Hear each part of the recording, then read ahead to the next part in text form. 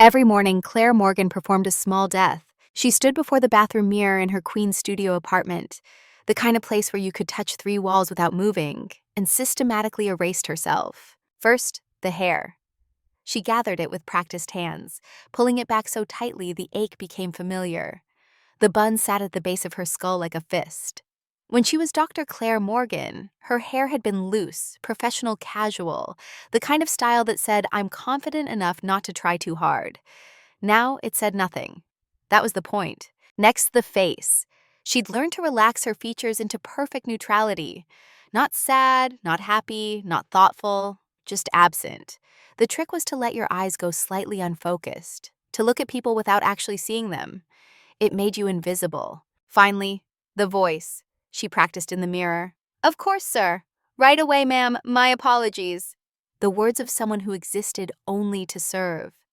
Her real voice, the one that had lectured at Yale, that had presented findings to the Smithsonian, that had spoken classical Arabic with the ease of breathing, stayed locked in her throat. By the time she left for work, Dr. Claire Morgan was gone.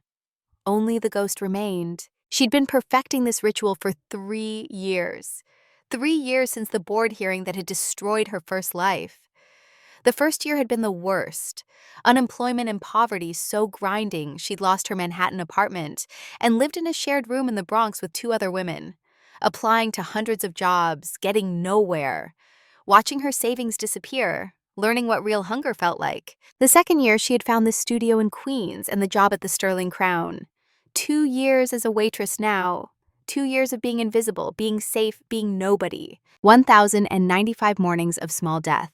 But this morning, something was different. On her kitchen table, next to her cold coffee, sat a letter she'd been avoiding for 2 weeks. Yale University, Department of Near Eastern Languages and Civilizations. She knew what it said without opening it. They always said the same thing. "We're sorry, but we've decided to pursue other candidates." Today was the day she'd stop applying. Today was the day she'd finally accept that Dr. Claire Morgan was dead. And the ghost would live forever. Her apartment was a study in what gets left behind when everything else is stripped away. The PhD diploma still hung on the wall because she couldn't bring herself to take it down, but she couldn't look at it either. Her bookshelf held scholarly journals she still subscribed to, reading them alone at night like letters from a country she'd been exiled from. On the kitchen counter sat a Persian ceramic cup, delicate blue patterns dancing across cream glaze. Her mentor had given it to her 7 years ago.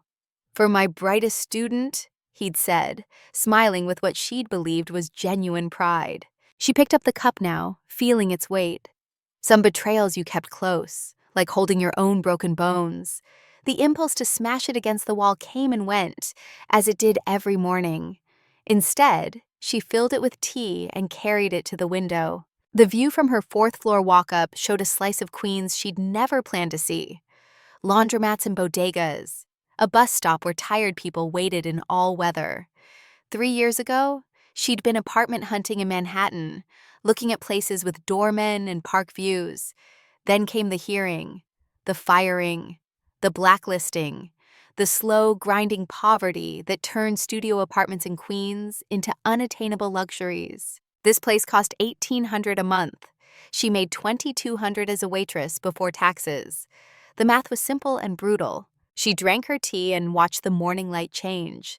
In another life, she would have been preparing for a faculty meeting, reviewing authentication requests, mentoring graduate students. Instead, she'd spend the next 12 hours on her feet, refilling water glasses and pretending not to exist. The subway at 5:30 in the morning held a particular kind of tired. Construction workers heading to job sites, hospital staff ending night shifts, other service workers like herself, wearing the uniform of invisibility. Claire boarded at the Jackson Heights stop and found a seat near the door. The woman next to her was reading Art Journal. Claire's eyes were drawn to it involuntarily, the way a former smoker notices cigarettes.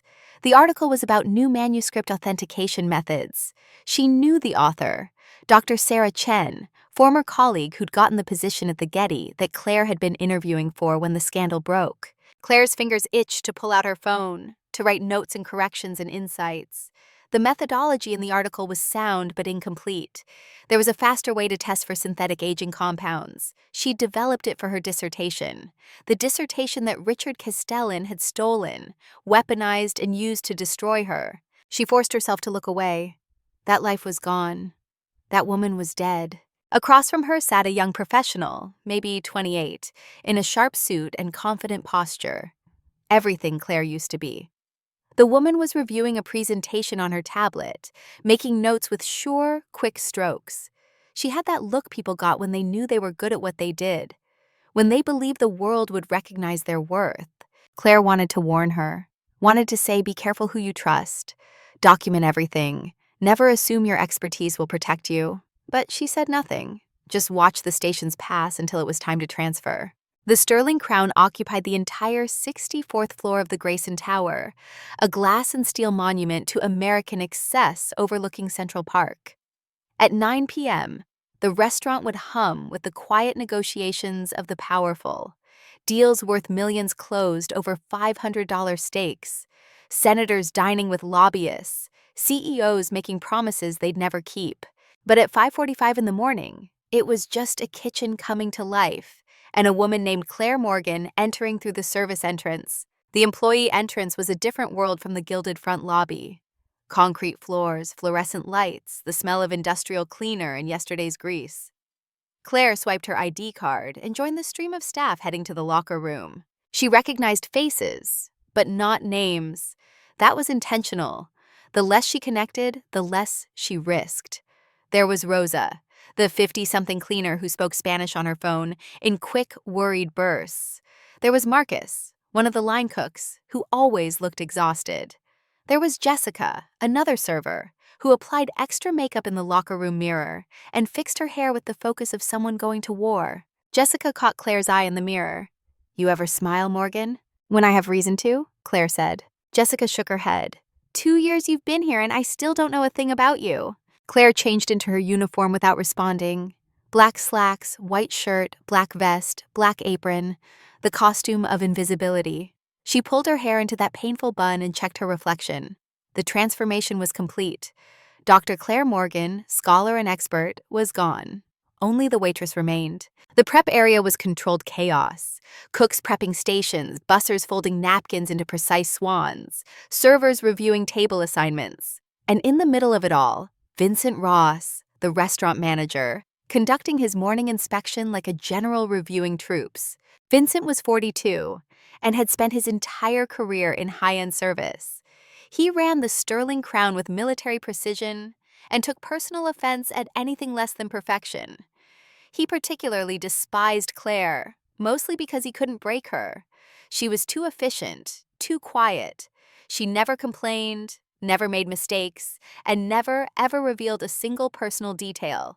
He found her polishing silverware at her station. "Vance," he said, using her last name like an insult. "Your section better be pristine today. We have a VIP party tonight." "Yes, Mr. Ross." "The Hartford party. Geneva Suite, private dining. You'll be on primary service." "Yes, Mr. Ross." "Do not speak unless spoken to. Do not linger. Do not exist. Is that clear?" "Crystal, Mr. Ross." He sniffed, looking for something to criticize. Finding nothing, he moved on to terrorize someone else. Claire continued polishing the already perfect forks. The rhythm was meditative. Polish, inspect place. Polish, inspect place. She could do this in her sleep. She had done it in her sleep, her hands moving in dreams while her mind wandered through memories she couldn't escape while unconscious. A voice broke through her trance. "You got the Geneva Suite? Yikes. Good luck." Claire looked up. Maya Chen stood there with a bright, concerned expression that didn't belong in a place like this. Maya was 26, still believed this job was a stepping stone and not a destination. Still had that dangerous thing called hope. "It's just another table," Claire said. Maya laughed. "Right, just another table that could probably buy this entire city block." She lowered her voice. "I heard it's William Hartford, the billionaire, energy and tech, Forbes list rich." Claire went back to polishing. Same water, same plates, same invisible service. "You're so weird," Maya said, but there was affection in it. She was the closest thing Claire had to a friend, which meant Maya knew almost nothing about her. The morning shift was the calm before the storm. Prep work and setup. making sure every glass gleamed, every fork aligned perfectly, every napkin folded with mathematical precision. Claire moved through it with the muscle memory of 2 years. Her mind could wander while her hands worked. She thought about the unopened letter on her kitchen table, the final rejection from Yale. She'd been applying to academic positions for 3 years, getting nowhere. Her name was poisoned. Richard Castellan had made sure of that. He'd whispered in the right ears, planted the right doubts. Brilliant but unstable, talented but ethically compromised. Such a shame about Dr. Morgan. The lies had traveled faster than truth ever could. Around 10 a.m., Maya found her in the supply closet. The younger woman looked rattled, and there was something off about the way she held her left arm. "Can you help me set up the south section?" Maya asked. "I'm running behind." Claire nodded. "Of course." As they worked together, arranging tables and chairs, Claire noticed Maya favoring her right hand. When Maya reached for a heavy centerpiece, her sleeve rode up. There, just above her wrist, was a bruise, dark purple, the distinct shape of fingers. Claire's hand stilled. "Maya, that bruise." Maya yanked her sleeve down quickly. "I'm so clumsy. Walked into the doorframe last night." The lie was practiced, immediate. Claire recognized it because she'd told similar lies herself. Different contexts, same self-protection. "Maya," Claire said carefully, "if you ever need to talk." Maya's eyes filled with tears so suddenly, it was like a dam breaking. She looked around to make sure they were alone, then whispered, "No one ever asks. Everyone just tells me what to do." "I'm not going to tell you what to do," Claire said quietly. "I'm just saying, if you need someone to listen, I'm here." It was more than she'd offered anyone in 3 years, more than she'd allowed herself to offer. But seeing that bruise on Maya's young wrist cracked something in the careful walls she'd built. Maya wiped her eyes quickly. "My boyfriend, he gets stressed about money, and I'm not making enough from acting, and he says I'm wasting my time and maybe he's right." "He's not right," Claire said, and the fierceness in her voice surprised them both. Maya stared at her. "How do you know?" "Because I know what it looks like when someone tries to make you smaller than you are," Claire said. "And I know what it costs to let them." They stood there in the quiet of the dining room, 2 women holding pieces of broken things they couldn't quite put down. "What happened to you?" Maya asked softly. "You don't have to tell me, but something did, didn't it?" Claire looked at this young woman who still believed in dreams, who still auditioned for roles, who still hoped. She wanted to tell her everything, wanted to say, "I was you once. I was brilliant and ambitious, and I believed truth mattered. Then a man I trusted destroyed me, and I let the world convince me I deserved it." Instead, she said, "I made a mistake. I trusted someone I shouldn't have. And I spoke up when I should have stayed silent." "So now you stay silent," Maya observed. "Now I stay safe," Claire corrected. Maya looked at her for a long moment. "That doesn't sound like the same thing." Before Claire could respond, Vincent's voice cut through the room. "Chen, Morgan, break time's over. Get back to prep." They separated, but something had shifted between them. Claire felt it like a physical thing, fragile as spider silk and just as strong. The lunch shift was steady but unremarkable. Businessmen doing deals, tourists celebrating anniversaries. A minor celebrity Claire didn't recognize. She moved through it all like a ghost, appearing when needed, vanishing when not. The customer reviews of the Sterling Crown always mentioned the impeccable, unobtrusive service. They never mentioned the servers by name. That was the point. During the afternoon lull, Claire found herself in the employee break room with Maya. The younger woman was practicing lines from a script, something about a woman confronting her past. Claire listened, remembering when she used to lecture, when she used to speak with authority about things she knew deeply. "You're good," Claire said when Maya finished. "You have real presence." Maya flushed with pleasure. "You really think so? My boyfriend says I'm too emotional, that I'll never make it." "Your boyfriend is wrong about a lot of things," Claire said quietly. Maya laughed, surprised. "God, I wish I could be as direct as you." "I used to be more direct," Claire said, then stopped, surprised she'd said anything. "What happened?" Claire considered the question.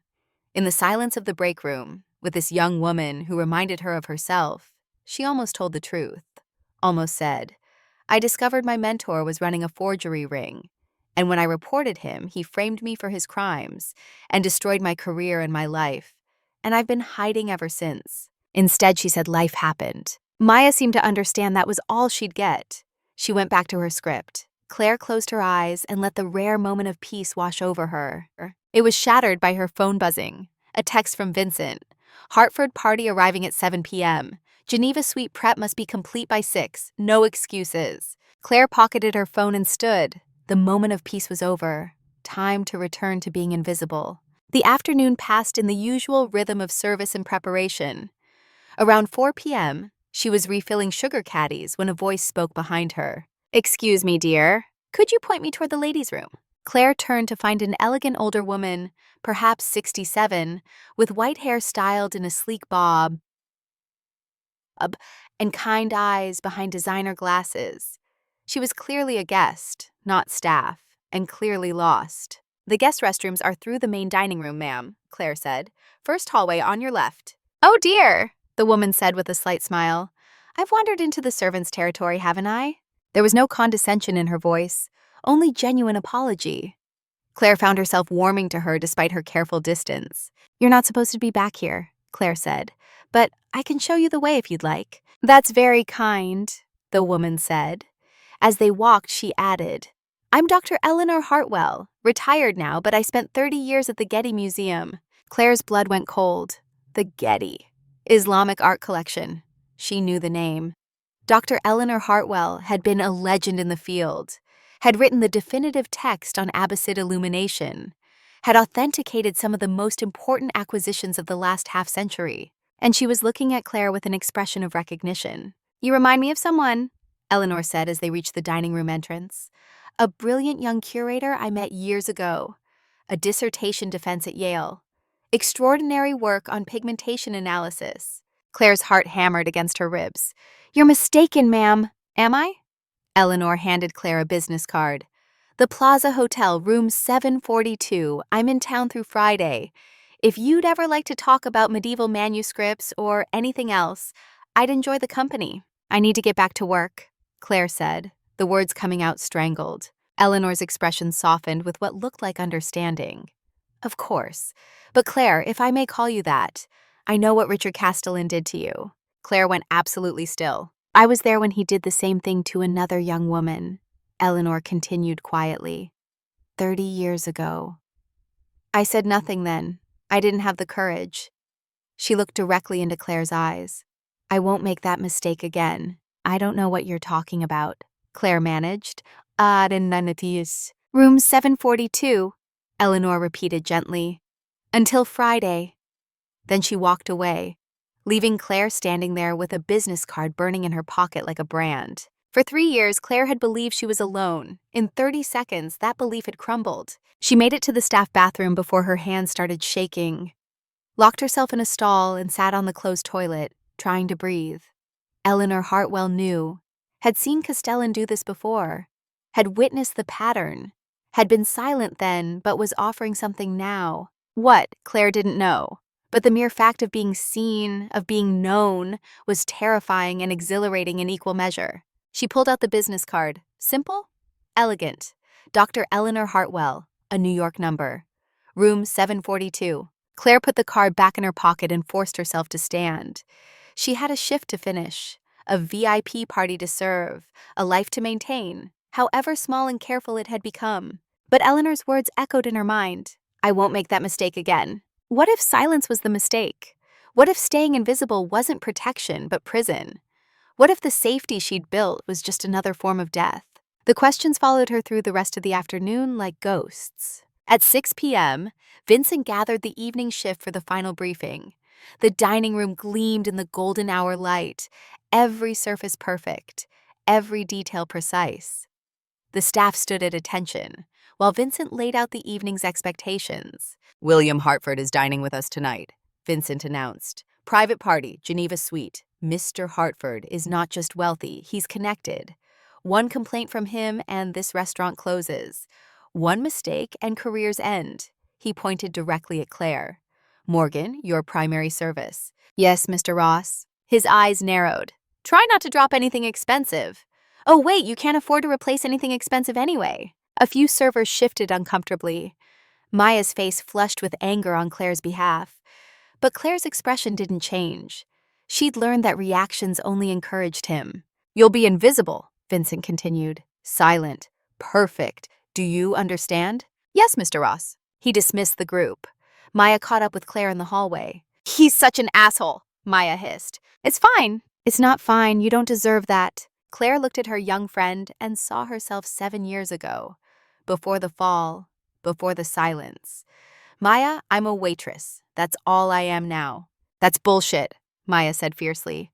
"I don't know what happened to you, but I know you're more than this." "You don't know me." "Maybe not," Maya said. "But I know what it looks like when someone's hiding. I see it in my mirror every morning, too." They locked eyes. Two women, both invisible in different ways, both surviving in the only ways they knew how. Recognition passed between them like a current. The moment broke when another server called for Maya. The younger woman squeezed Claire's hand once, quickly, then disappeared down the hallway. Claire stood alone, feeling the weight of 2 business cards in her pocket, Eleanor's from the plaza. And beneath it, the letter from Yale she'd been carrying all day, unable to throw away or open.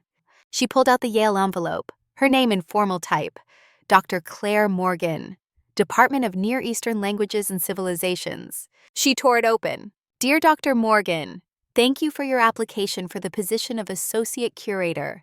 After careful consideration, we regret to inform you that we have decided to pursue other candidates. We wish you the best in your future endeavors." 3 years of applications, 3 years of rejection. This was the last one. She'd promised herself that. Claire folded the letter carefully and put it back in her pocket, right next to Eleanor's card. Rejection and possibility side by side. She checked her watch. 6:15. Time to set up the Geneva Suite. The Geneva Suite was the Sterling Crown's most exclusive private dining room. It could seat 8 comfortably, 12 if needed. Tonight, it would be 4. The room had floor-to-ceiling windows overlooking Central Park, now darkening into evening. A massive mahogany table dominated the space, surrounded by chairs upholstered in midnight blue velvet. Claire moved through the setup with practiced precision. Each fork, knife, and spoon placed exactly. Water glasses at 2 o'clock, wine glasses at 1, napkins folded into perfect peaks. She worked alone, as she preferred. The solitude was safer than conversation. As she positioned the centerpiece, her mind drifted to Eleanor's words. Another young woman, 30 years ago, same pattern. How many had there been? How many brilliant careers had Castellan destroyed? How many women had been silenced, discredited, erased?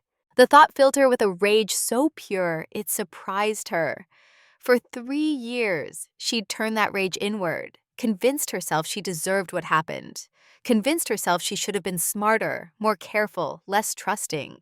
But what if the problem wasn't her trust?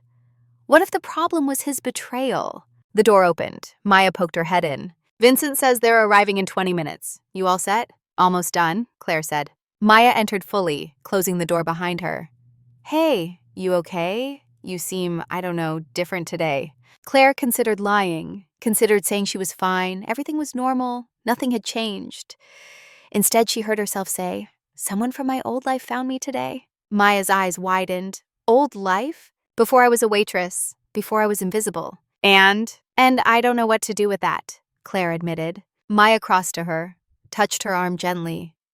"Maybe you don't have to do anything. Maybe you just have to decide who you want to be." Before Claire could respond, Vincent's voice came through the hallway. "Hartford party just pulled up. Positions, everyone." Maya squeezed her arm once more and left. Claire took a final look around the room. Everything was perfect. The stage was set. She heard voices in the hallway. Deep, authoritative tones. The kind of voices that belonged to people who'd never been told no. The door opened. William Hartford entered first. Late 50s, steel gray eyes, quiet power in every movement. He didn't look wealthy in the flashy way. He looked wealthy in the way tectonic plates look powerful, inevitable, unmovable. Behind him came a younger man, 30s, nervous energy. That would be the lawyer, James Patterson, according to the reservation. Then the guests arrived. 2 men. The first was handsome in an artificial way, with a smile too white and a suit too perfect. Derek Ashford, according to the guest list. He radiated the kind of confidence that came from never being questioned. The second was older, Academic-looking, wire-rimmed glasses, tweed jacket despite the season. Dr. Gerald Bennett. He had the air of someone who spent more time with books than people. Claire stood by the sideboard, hands clasped, invisible. They moved past her as if she were furniture. She'd become very good at being furniture. "Gentlemen, please sit," Hartford said. His voice matched his presence. Controlled, certain, used to being obeyed. They took their seats. Claire moved forward to pour water. Her hands were steady. They were always steady during service. It was only later, alone, that they shook. As she poured, Ashford placed a briefcase on the sideboard. Leather, Italian, brass latches. A very specific style. Claire's hand didn't falter, but something in her chest went tight and cold. She knew that briefcase. 3 years ago, Richard Castellan had owned one exactly like it. Custom-made, he told her, for my most valuable acquisitions. The pieces he kept in that case were always special, either extraordinarily rare or extraordinarily dangerous to his reputation. She'd learned later they were all forgeries. Perfect, expensive, career-destroying forgeries. And now an identical briefcase sat 3 feet from her in the Geneva suite. Claire finished pouring water and stepped back to her station. Her mind was racing, but her face remained perfectly blank. This was just coincidence. Lots of people had leather briefcases. This meant nothing. Except it did. She could feel it the way you feel a storm coming. The pressure change in the air, the quality of light shifting. Hartford was speaking. "Gentlemen, I appreciate you coming on such short notice. Derek, you've been rather mysterious about this opportunity." Ashford's smile widened. "Mr. Hartford, some opportunities require discretion. What we're about to show you, well, it changes everything." Bennett adjusted his glasses nervously. "I've spent 3 weeks in Geneva personally examining the provenance. The documentation is absolutely authentic." Claire's trained ear caught the slight tremor in Bennett's voice, the overemphasis on authentic. These were the verbal tics of someone trying too hard to convince. She'd heard them 1,000 times in her academic career. Grad students defending shaky thesis work. Colleagues presenting questionable attributions. Liars trying to sound certain. Hartford leaned back in his chair. "I'm listening." Ashford's hand moved toward the briefcase latches. "Before we begin, perhaps we should order." "I find these conversations go better over good food." "An excellent idea," Hartford agreed. He looked directly at Claire for the first time. "What do you recommend?" The question was courtesy.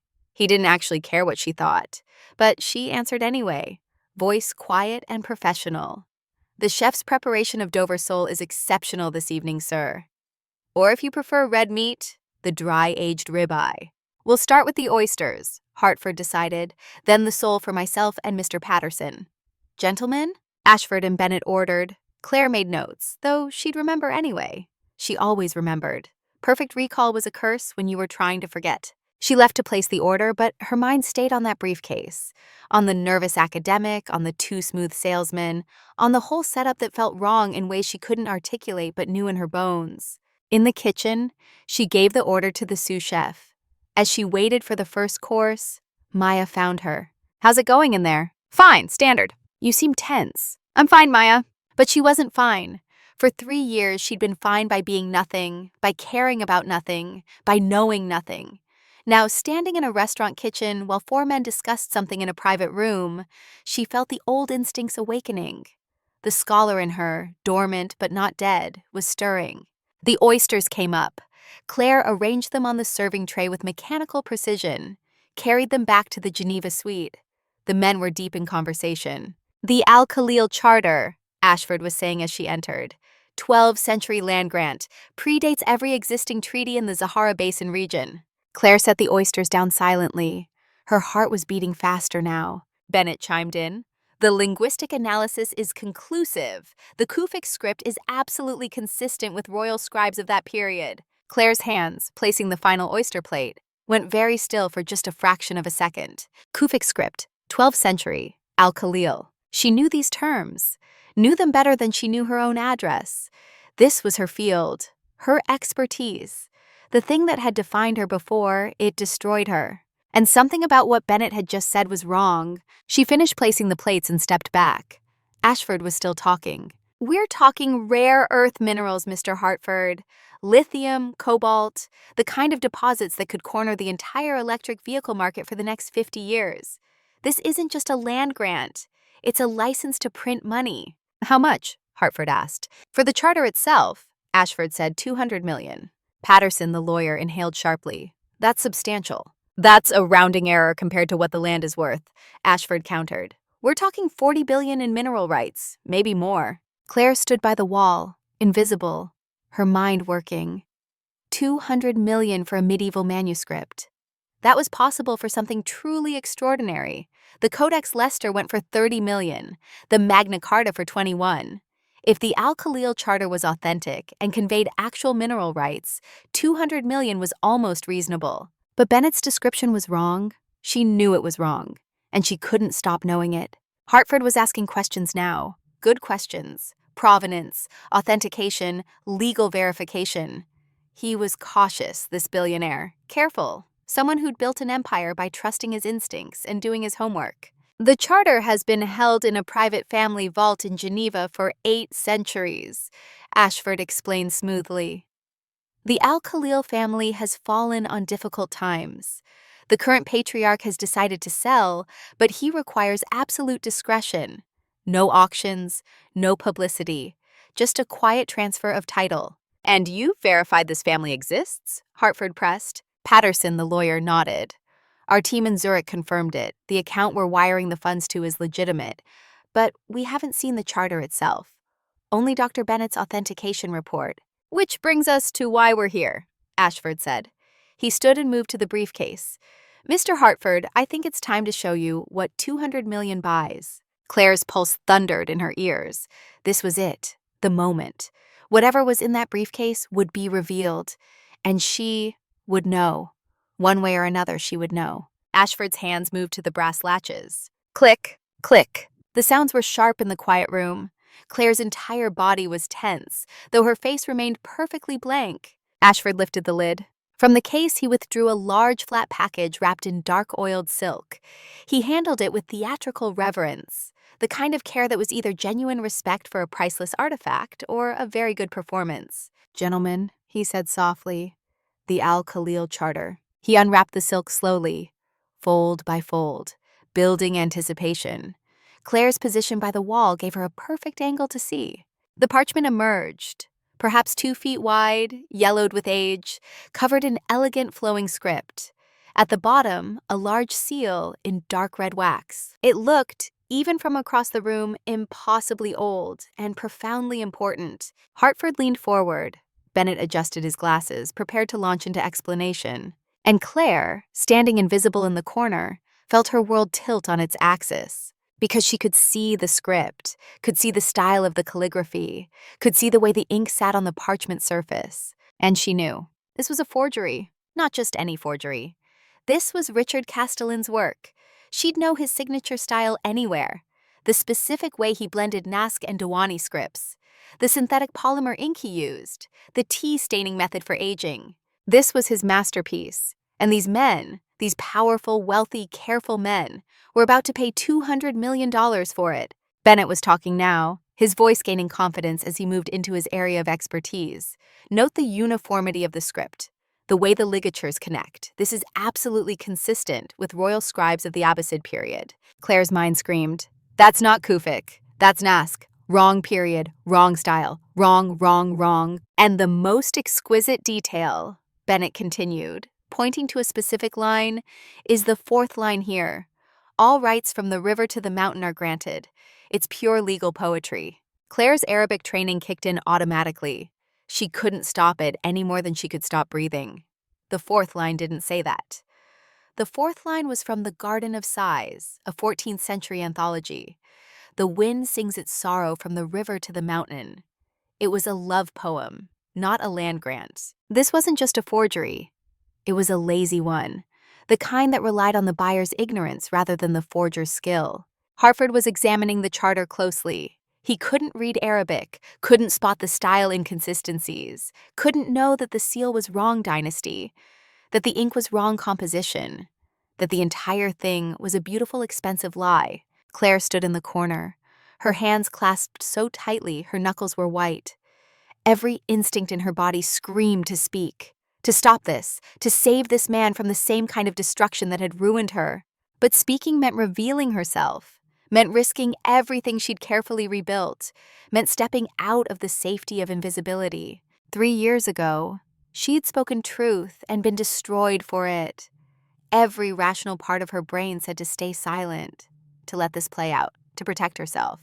But she could see Hartford reaching for his phone, see Patterson preparing transfer documents, see $200 million about to move based on a lie she alone in this room could identify. In her pocket, Eleanor's business card seemed to burn.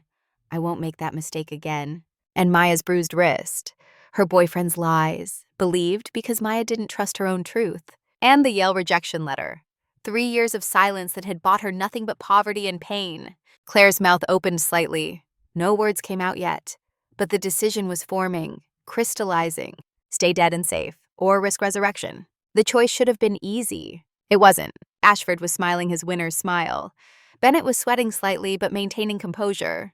Patterson looked nervous, but resigned. Hartford's finger hovered over his phone screen, ready to authorize the transfer that would change everything. And Claire, invisible in the corner, felt something small and stubborn and buried deep beneath 3 years of silence begin to wake up. Not this time, it whispered. Not this time. Her throat worked, her heart hammered, her hands unclenched. And Dr. Claire Morgan, who had been dead for 3 years, took her first breath toward life. The moment stretched like pulled glass, thin and fragile and ready to shatter. Claire stood in the corner of the Geneva suite, her body perfectly still, her mind a hurricane. The charter lay on the mahogany table before the 4 men, its yellowed parchment catching the low amber light. To them, it looked like history. To her, it looked like the lie that had destroyed her life. She could see every flaw, the script that was 3 centuries too late, the ink that sat wrong on the fibers, the seal from the wrong dynasty entirely. But more than that, she could see the hand behind it. Richard Castellan's precise, arrogant technique, the way he blended historical accuracy with just enough error to trap the unwary. This was his work. She would stake her life on it. Except she already had staked her life on calling out his forgeries. And she'd lost everything. William Hartford leaned closer to examine the document. His lawyer, Patterson, was making notes, asking careful questions about provenance chains and authentication protocols. Derek Ashford answered with the smooth confidence of a man who'd never been questioned. Dr. Bennett provided academic gravitas with trembling hands that betrayed his nerves. And Claire, invisible Claire, watched $200 million prepare to change hands based on a lie only she could see. Her throat was dry, her heart hammered against her ribs like something trying to escape. Every survival instinct she'd honed over 3 years screamed at her to stay silent, to let this happen, to protect the small, careful life she'd built from the wreckage. But something else was happening inside her, something she'd thought was dead, the scholar, the expert, the woman who'd once believed truth mattered more than safety. That woman was clawing her way back to life and she was furious. Hartford's voice cut through her thoughts. The provenance documentation, Derek. I'll need my team to verify the Geneva family's legitimacy before any transfer. Of course, Ashford agreed easily. We anticipated that. Dr. Bennett has prepared a complete authentication report, chain of custody going back 8 centuries. Patterson flipped through the document Bennett slid across the table. It looked impressive, thick with appendices and footnotes and the weight of academic authority. Claire knew without reading it that every word would be carefully crafted truth wrapped around a central lie. That was how the best forgeries worked. 99% real, 1% fiction, and that 1% worth hundreds of millions. Bennett cleared his throat, preparing to launch into his expert testimony. The parchment itself has been carbon dated to the appropriate period. The wax seal composition matches known samples from the Alcalo family archives. The pigmentation in the ink is consistent with 12th century iron gall formulations. Claire's hands clenched behind her back. Every word was technically accurate and completely misleading. Yes, the parchment was old. Castellan always used authentic medieval parchment, harvested from damaged manuscripts no one would miss. Yes, the wax was period appropriate. He knew exactly which compounds to mix.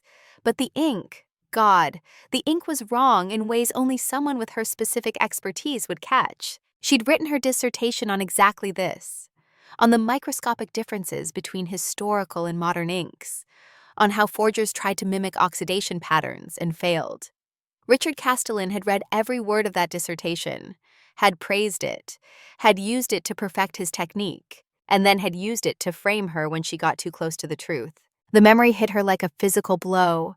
She was suddenly back in the conservation lab 3 years ago, late night, alone, running tests on a supposedly authentic Ottoman manuscript, watching the spectral analysis results come back wrong, feeling the sick certainty settle in her stomach. Her mentor, the man she trusted like a father, was creating forgeries. She'd gone to him immediately, bursting into his office at midnight, printouts in hand, believing he'd want to know, believing they'd figure it out together, find who was responsible, protect the museum's reputation. She'd been so naive. "Richard, I found something," she'd said, breathless with urgency and trust. "The top copy manuscript. There's a problem with the authentication." His face had shifted, just for a moment, from concerned mentor to something colder, more calculating. Then the mask had returned. "Sit down, Claire," he'd said gently. "Tell me everything." And she had. God help her, she'd told him everything. Shown him her analysis, explained her methodology, handed him the exact evidence he'd later use to destroy her. In the Geneva suite, Claire's vision tunneled. The charter on the table blurred. The voices around her became distant. She was drowning in memory. In the moment, her life had fractured beyond repair. The board hearing, 3 weeks after that midnight conversation. Her, alone with a court-appointed lawyer she couldn't afford. Castellan across the table with a team of attorneys, looking sorrowful and disappointed. The evidence they presented was devastating. Her fingerprints on the forged manuscripts. Of course they were there. She'd handled them during authentication. Her research notes matching the forgery techniques. Of course they matched. She'd invented some of those detection methods. Her computer login accessing restricted databases at suspicious hours.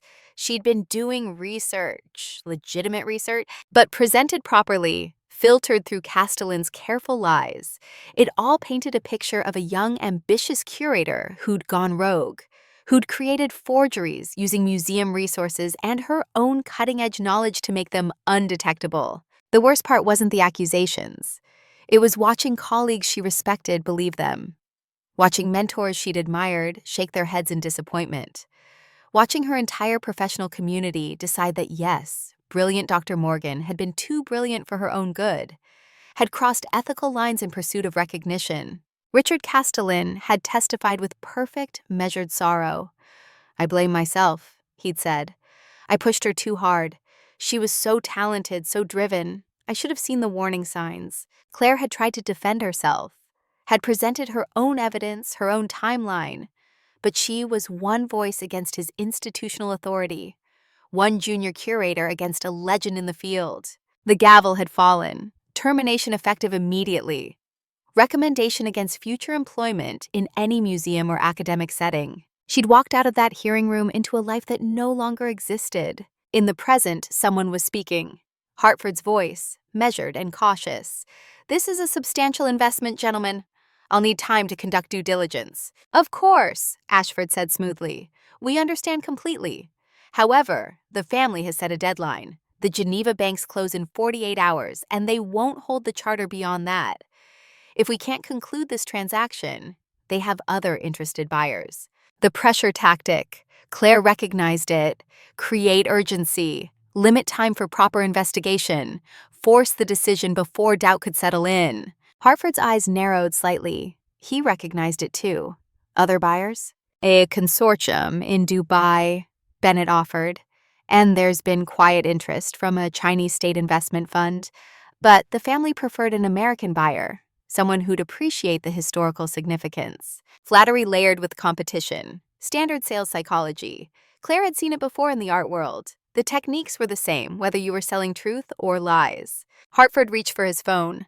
"I'll need to authorize a preliminary wire transfer. $50 million as a deposit while we finalize verification." Claire's chest constricted. This was happening, right now, in front of her. Her body moved before her mind could stop it. Just a small shift, a half step forward. No one noticed, but the movement broke something inside her, some final barrier between silence and speech. She thought of Maya's bruised wrist, the younger woman staying silent about her boyfriend's violence, because speaking felt too dangerous. Claire had offered her empty comfort. If you need to talk. But what good was talk without action? What good was knowing truth if you never spoke it? She thought of Eleanor Hartwell, elegant and regretful in the hallway. I was there when he did the same thing to another young woman, 30 years ago. I said nothing then. How many women had Castellan destroyed? How many careers had he ended? How many lives had he derailed while everyone around him stayed silent? She thought of her apartment in Queens, the diploma on the wall she couldn't look at, the journals she read in secret, the Persian teacup she couldn't throw away, 3 years of surviving in the smallest possible version of herself. And she thought of Richard Castellan, still out there, still doing this, still destroying people with lies while the world applauded his expertise. The rage that filled her was quiet and cold and absolute. Bennett was speaking again, his voice gaining confidence as he moved deeper into his prepared testimony.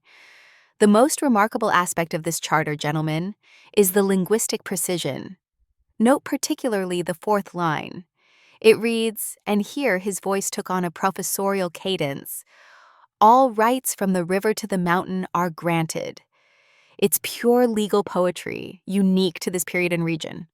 The lie was too much, too loud, too identical to the lies that had buried her. Claire's mouth opened. No, it doesn't. The words came out quiet, not loud, not aggressive, just certain. The voice of someone who knows. The room stopped. It was like someone had paused time. The 4 men at the table froze in mid-motion. Hartford's phone halfway to his ear. Patterson's pen hovering over his notepad. Ashford's confident smile crystallizing into something harder. 4 sets of eyes turned to the corner where the invisible waitress stood. Except she wasn't invisible anymore. For the first time in 3 years, Claire Morgan was seen. And the terror of it was matched only by the relief. Derek Ashford recovered first, his handsome face twisted with annoyance. Excuse me? William Hartford's expression was different. Not angry, curious, intensely curious. His sharp gray eyes fixed on Claire like she was a puzzle he needed to solve. The door burst open. Vincent Ross, the restaurant manager, face already red with fury. My deepest apologies, Mr. Hartford. Is there a problem with the service? We're fine, Charles, Hartford said, still looking at Claire. But your waitress just spoke. Vincent's color deepened to purple. He stalked toward Claire. Vance, what is the meaning of this? You are fired. Get your things and get out. He grabbed her arm, fingers digging in hard enough to bruise. Claire had spent 3 years accepting this kind of treatment. 3 years believing she deserved it.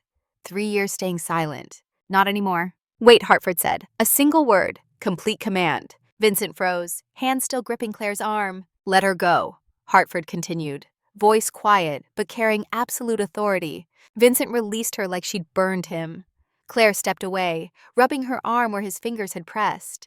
She could feel her pulse in the bruised skin. Hartford gestured to an empty chair. Sit down, miss. Sir, I don't think... Patterson began. I want to hear what she has to say. Hartford cut him off. This is absurd, Ashford sputtered. We're in the middle of a $200 million negotiation, and you want to listen to the help? Hartford's gaze never left Claire. Sit, he repeated. Claire's legs were shaking, but she walked to the chair and sat. The velvet cushion felt alien under her. She'd served at this table dozens of times. She'd never sat at it. Vincent was making strangled sounds by the door. She ignored him. Ashford was glaring at her with barely contained fury. She ignored him too. Her eyes went to the charter on the table, then to Dr. Bennett. Bennett's face had gone the color of old parchment, because he understood. In that moment, when their eyes met, he knew that she knew. What did you say? Hartford asked Claire, his voice even. Claire took a breath. Her voice came out steadier than she felt. I said, no, it doesn't. The 4th line. It doesn't say what Dr. Bennett claimed. You can read this? Hartford gestured to the charter. Yes, sir. You read Arabic? Fluently, Claire said. Classical and modern dialects. The room was absolutely silent. Patterson's mouth had fallen slightly open. Vincent looked like he was watching his entire world collapse. Ashford had gone very still, the way predators do when they're calculating odds. And you're, Hartford paused, a waitress. It wasn't quite a question, more an observation that didn't make sense. Now I am, Claire said quietly. But before? Before, she said, and felt the old life rising in her throat like something drowning. I was Dr. Claire Morgan. I have a PhD in Near Eastern Studies from Yale. I was senior curator of Levantine manuscripts at the Metropolitan Museum. The words hung in the air. Dr. Claire Morgan, the name she'd buried, the identity she'd killed to survive. Patterson gasped. Dr. Vance, no, Morgan, I've heard that name. The forgery scandal. You were accused of... I was accused of authenticating forgeries. Claire cut him off, and the steadiness in her voice surprised her. I was accused because I discovered them. There's a difference. This is corporate espionage, Ashford shouted, slamming his hand on the table. This woman is clearly a plant from a competitor. This whole thing is a setup. Is it? Hartford asked, still looking at Claire. Because I'm starting to think the setup runs in the other direction. Derek, Bennett said, his voice shaking. Maybe we should. Shut up, Gerald, Ashford hissed. But Claire wasn't listening to them anymore. She was looking at the charter, at the beautiful, expensive lie, at 3 years of silence crystallized in forged ink on old parchment. She stood, walked to the table, picked up the charter with steady hands. This, she said, is not a 12th century land grant. Dr. Morgan, perhaps you should, Patterson tried. Claire continued as if he hadn't spoken. The script is Nask, not Kufitz. Nask is flowing, calligraphic. It wasn't standardized for royal legal documents until the 14th century. 300 years too late. That's, Bennett stammered. That's a misreading of the style evolution. No, Claire said simply, it's not. She pointed to the ink. The ink is synthetic polymer-based. It sits on top of the parchment fibers instead of biting into them. True 12th century iron gall ink oxidizes over time. It would be uneven, darker in some places, faded in others. This is uniform because it's modern. She moved to the seal. This seal, she said, is a lion. The Al-Khalil family sigil is a falcon. This is the Al-Harani dynasty. Wrong family entirely. You can't possibly, Ashford began. And the fourth line, Claire spoke over him, her voice rising with certainty, doesn't say anything about land rights. It's a verse from the Garden of Sighs, a 14th century anthology of love poetry. It translates to, "The wind sings its sorrow from the river to the mountain." It's a lament for a lost love, Mr. Hartford, not a legal grant. This document is worth perhaps $500 as a moderately skilled reproduction.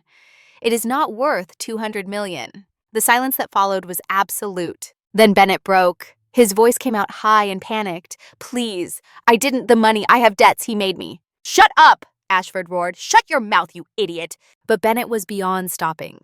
3 years of fear and complicity were spilling out. It wasn't my idea.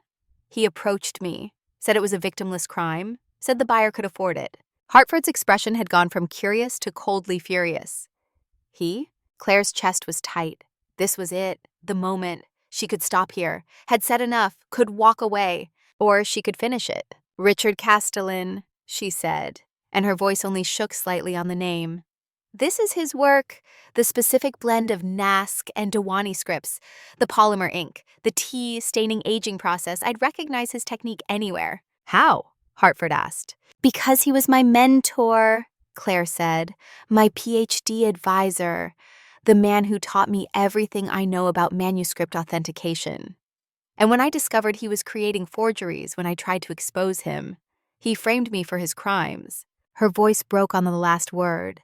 She'd held it together this long, but speaking the truth out loud after 3 years of silence was breaking something inside her. He destroyed my career, she continued, and tears were running down her face now.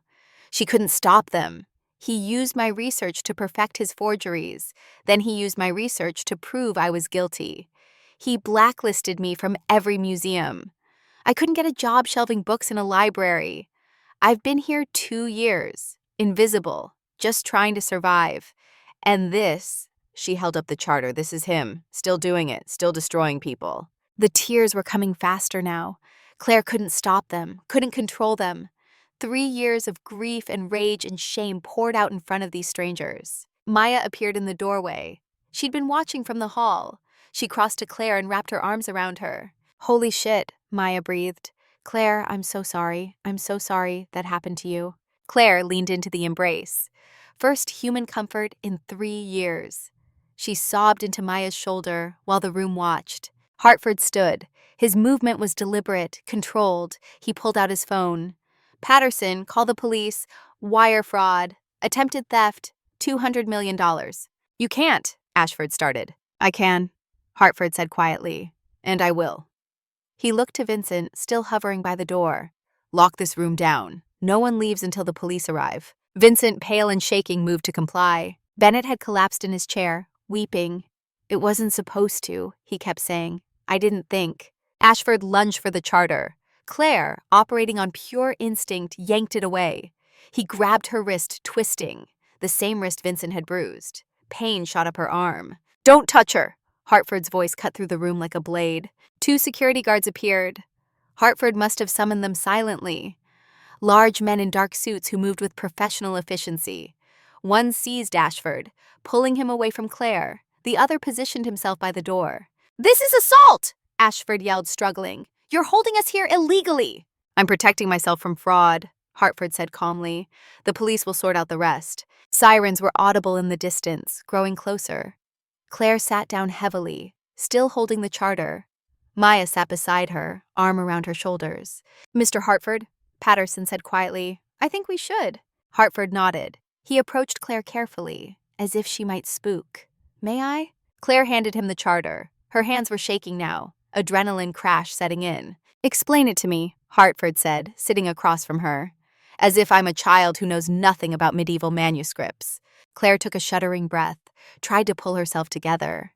The scholar in her, dormant for so long, rose to the surface. "Forgery works because victims lack specific knowledge," she began. "They were counting on you not being an expert in 12th century linguistics." She walked him through it. The ink chemistry, the script evolution, the seal inconsistency, the textual anachronism. Her voice grew steadier as she spoke. This was her language, her expertise, the thing that had defined her before it destroyed her. Hartford listened with complete focus, asked clarifying questions, followed her logic. When she finished, he was quiet for a long moment. Then he said, "You speak Arabic, fluently. You have a doctorate from Yale. You clearly have extraordinary expertise in this exact field. And you've been working here as a waitress for 2 years. "Yes," Claire said. "Why?" "Because Richard Castellan is powerful and connected and respected," Claire said. "Because when I tried to expose him, he buried me. Because no one believed me. Because I had no money for lawyers and no proof anyone would accept. Because I had to survive somehow." "You had proof tonight," Hartford observes. "Tonight I had nothing to lose," Claire said. "I'd already lost everything." The police arrived. Officers in uniform, then detectives in suits. Hartford's statement. Patterson's corroboration. Bennett's weeping confession. Ashford's furious denials. They took the charter as evidence, photographed the scene, separated everyone for individual statements. Claire gave hers in a private office. Detective Sarah Walsh, mid-40s with kind eyes, took notes while Claire explained. Not just tonight, everything. The original forgeries she'd discovered. Castellan's frame job, the hearing, the blacklisting, 3 years of silence. "Do you have documentation?" Walsh asked. "My dissertation," Claire said. "My research notes, employment records. I kept everything. Even though it hurt to look at it." "We'll need all of that," Walsh said. "Dr. Morgan, what you've described is a pattern of fraud spanning years, if you're willing to testify." "I'm willing," Claire said. When she emerged, exhausted and wrung out, Hartford was waiting. So was Maya, who immediately hugged her again. The restaurant had been cleared, police tape across the Geneva suite. Vincent was nowhere to be seen. Apparently, he'd resigned rather than face questions about how he'd treated Claire. Hartford gestured to a quiet corner. "Please." They sat. Maya stayed close, protective. "Dr. Morgan," Hartford said, "you just saved me $200 million. "I'm sorry I disrupted your dinner," Claire said automatically. Hartford actually smiled. It was brief, but genuine. "My dinner was interrupted by truth. That's the opposite of a disruption." He pulled out a card. Not a business card, something else. William Hartford Foundation. his personal foundation. I run several philanthropic ventures, he said. Medical research primarily, but I've been wanting to expand into cultural preservation for years. The problem is, I don't know this world. I'm a businessman, I know money, I don't know medieval manuscripts. Claire's heart was beating faster. I need someone who does, Hartford continued. Someone with expertise and integrity. Someone who's been tested and didn't break. He paused. Someone who understands that truth matters more than safety. What are you offering? Claire asked quietly. A position, Hartford said. Director of Acquisitions Integrity for the Hartford Foundation. Your job would be to authenticate cultural artifacts, hunt for forgeries, find genuine pieces, protect buyers from fraud. He leaned forward. And more than that, I want to help you go after Richard Castellan. Not just criminally, civilly. Every forgery he's made, every career he's destroyed, every lie he's told. We tear it all down. Claire's breath caught. Sir, my reputation is about to be rehabilitated, Hartford said, because I have resources and lawyers and credibility. And I have you, the expert who exposed this fraud. The foundation doesn't answer to museum boards or academic committees. It answers to me, and I believe you. The words hit Claire like a physical thing. I believe you. 3 words she hadn't heard in 3 years. Tears welled up again. I don't know what to say. Say you'll think about it, Hartford suggested. The salary is substantial. You'd have a team, legal protection, the ability to do the work you were trained for. Maya squeezed her hand. Claire, this is amazing. It's terrifying, Claire whispered. Hartford nodded. Truth usually is. But you spoke it anyway. Tonight, when it would have been safer to stay silent, you spoke. That's the person I want working for me. He stood preparing to leave. Think about it. Call me when you decide. After he left, Claire and Maya sat in the empty restaurant. The sun would be rising soon. Neither of them had slept. Neither cared. You did it, Maya said softly. You spoke up. You saved that man. You saved yourself. I don't feel saved, Claire said. I feel terrified. Yeah, Maya said. But you also feel alive, right? For the first time in years? Claire thought about it. The terror, the exhaustion, the tears, the exposure. And underneath it all, something else. Something she thought was dead. Hope. Yes, she whispered, I feel alive. In her pocket, she felt Eleanor Hartwell's card. Room 742, the Plaza. Until Friday. An older woman who'd witnessed Castellan's pattern before, who regretted her silence, who'd offered alliance. Claire had spent 3 years alone. Tonight she'd found allies. Hartford with his resources, Maya with her fierce loyalty, Eleanor with her wisdom. The ghost was becoming solid again. Dr. Claire Morgan was coming back to life. And Richard Castellan, who'd tried to bury her, was about to learn what happened when the dead refused to stay dead. Claire pulled out her phone. It was 4 a.m. She typed a message to the number on Eleanor's card. Dr. Hartwell, this is Claire Morgan. If your offer to talk still stands, I'd like to take you up on it. I have a lot to tell you, and I think I might need a mentor who understands what it means to speak truth when silence is safer. She hit send before she could reconsider. 3 dots appeared immediately. Eleanor was awake. The response came through. Room 742. Come now if you'd like. I've been waiting 30 years for this conversation. Claire looked at Maya. I need to go see someone. Go, Maya said. I'll handle things here. She smiled. Dr. Morgan. The name settled on Claire like a coat she'd forgotten she owned. It fit. It had always fit. She'd just been too afraid to wear it. She stood, straightened her waitress uniform one last time. Tomorrow, she'd burn it. Tonight, it was a reminder of where she'd been, what she'd survived, what she'd overcome. Dr. Claire Morgan walked out of the Sterling Crown into the pre-dawn darkness. The city was quiet. The air was cool. And for the first time in 3 years, the weight on her chest felt lighter. She'd spoken, she'd survived, and somehow, impossibly, wonderfully, that was enough. The dead had risen, and the reckoning had just begun. The Plaza Hotel at 4:30 in the morning existed in a kind of suspended elegance. The lobby glowed with soft golden light, empty except for a night concierge who nodded at Claire as she entered. Her waitress uniform felt strange here, among the marble columns and crystal chandeliers. She belonged to a different world, or she had once. The elevator carried her to the 7th floor in silence. The hallway was hushed, plush carpet absorbing her footsteps.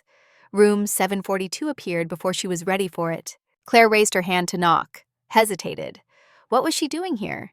She'd just exposed a $200 million fraud, confronted her traumatic past in front of strangers, been offered a job that seemed too good to be real, and now she was about to pour her heart out to a woman she'd met for 30 seconds in a restaurant hallway. The door opened before she could knock. Eleanor Hartwell stood there in a silk robe over elegant pajamas, her white hair loose around her shoulders. She looked younger this way, more human, less like the legendary curator Claire had studied in graduate school, and more like someone's kind grandmother. "Come in, child," Eleanor said gently. "I've made tea." The suite was beautiful in an understated way.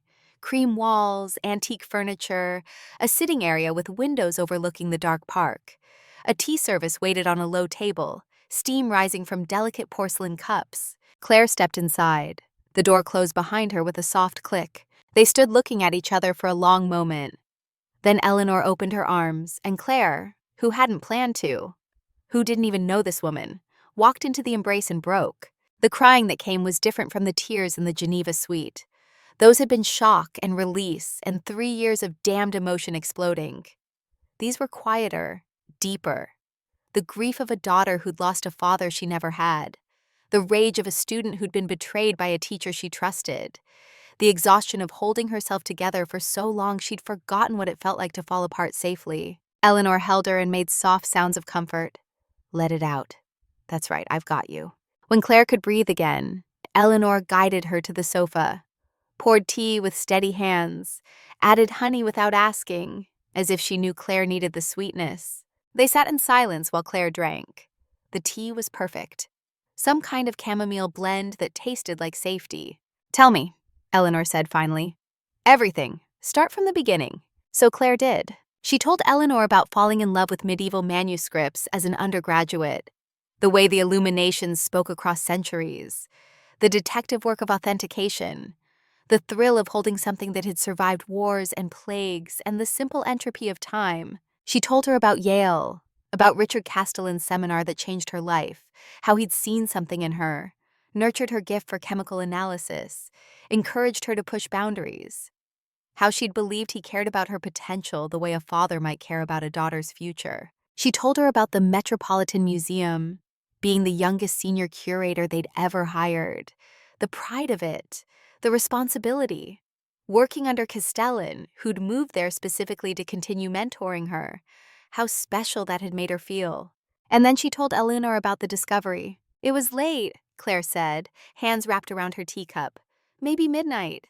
I was running routine analysis on a new acquisition. Ottoman manuscript, supposedly 16th century. The provenance was solid. Castellan had authenticated it himself."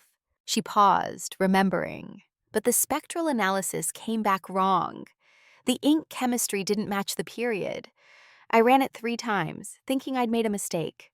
Same results." "What did you do?" Eleanor asked quietly. "I went to him," Claire said. Her voice cracked. "I trusted him completely.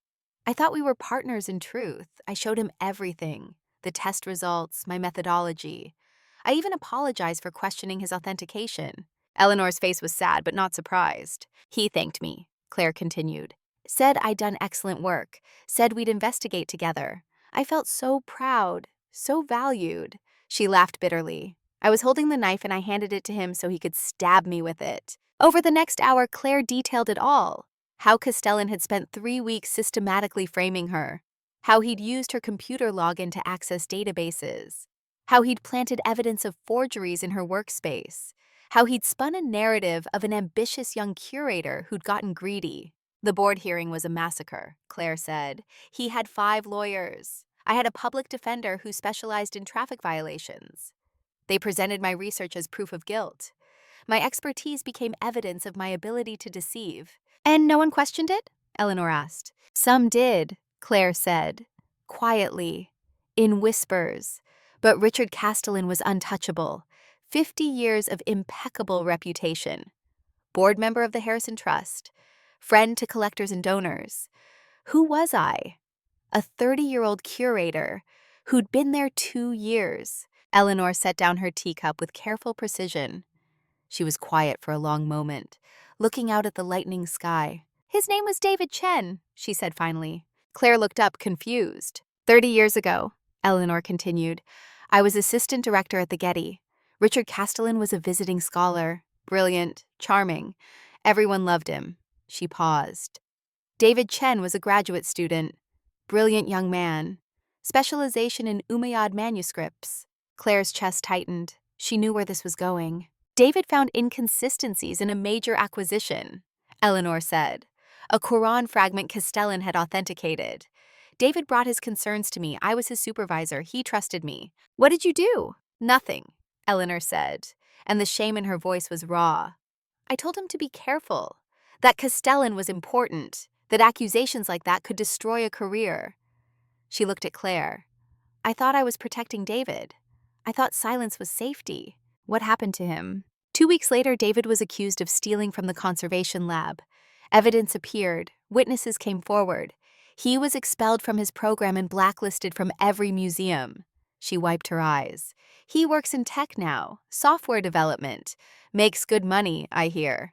But he never touched a manuscript again. I'm sorry, Claire whispered. Don't be sorry for me, Eleanor said fiercely. I'm the one who should have spoken. I was senior, I had tenure, I had protection. And I stayed silent because I was afraid of the disruption. She took Claire's hands. When I saw you yesterday, when I realized who you were, I knew Richard had done it again.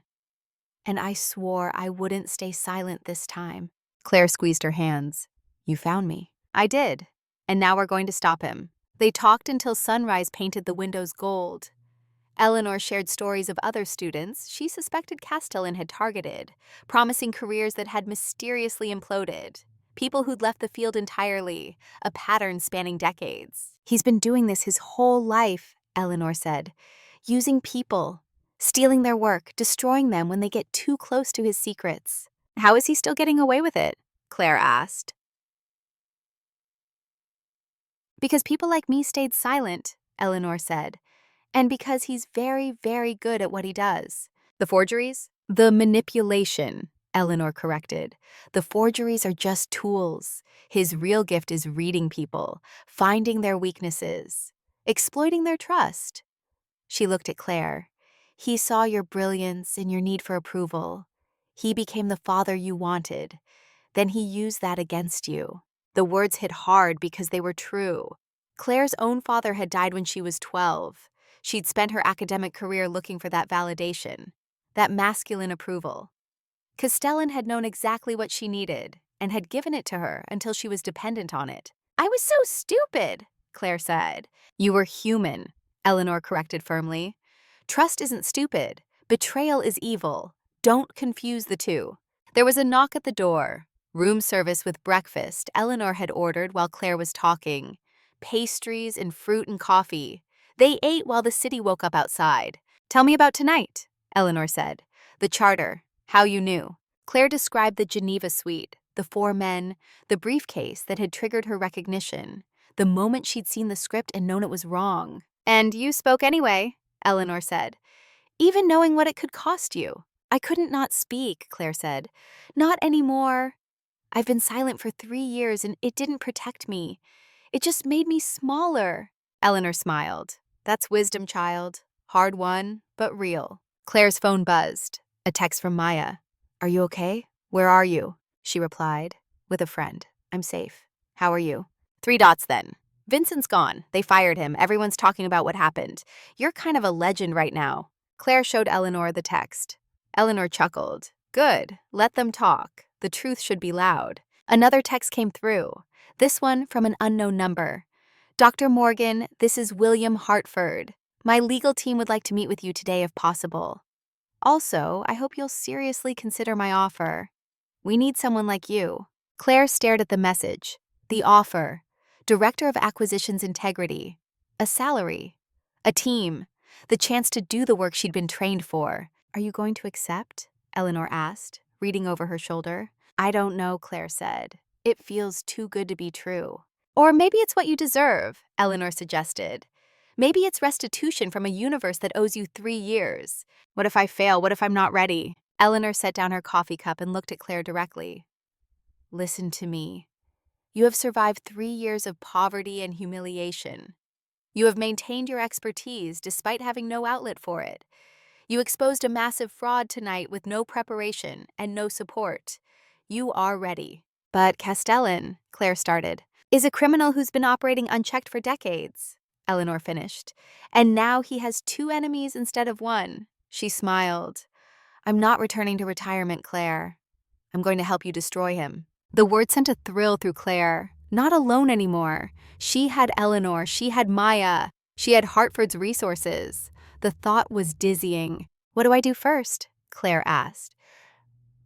First, Eleanor said, you go home, you shower, you sleep. Then you call William Hartford and you say yes to his offer. And then we start building the case. Eleanor's eyes were sharp with purpose. Richard Castellan has created forgeries for decades. They're out there in museums and private collections. Each one is evidence. Each one is a vulnerability. We're going to find them all. Claire felt something ignite in her chest. Not just anger, not just hurt, something cleaner. Purpose. She left the plaza at 7 a.m. with Eleanor's private number in her phone and a promise to meet again that evening. The morning air was cool and clear. The city stretched around her, full of possibility. Her Queens apartment looked different when she returned. Smaller, yes, but also temporary. She wouldn't be here much longer. Couldn't be if she took Hartford's offer. She showered, washing away the sweat and tears of the longest night of her life. Put on clean clothes, civilian clothes, not the uniform. Made tea in the Persian cup and sat by the window watching the neighborhood wake up. Her phone rang. William Hartford. Dr. Morgan. His voice was calm and certain. I hope I'm not calling too early.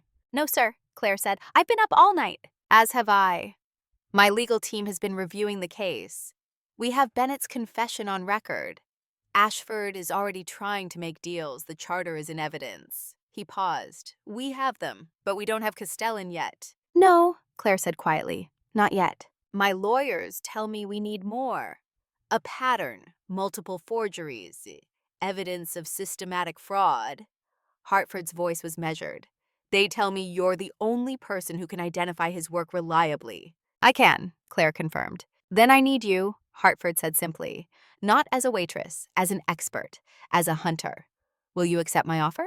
Claire looked around her tiny apartment, at the diploma on the wall, at the journals stacked by her bed, at the life she'd built from nothing when everything was taken from her. Yes, she said, I'll accept. Good.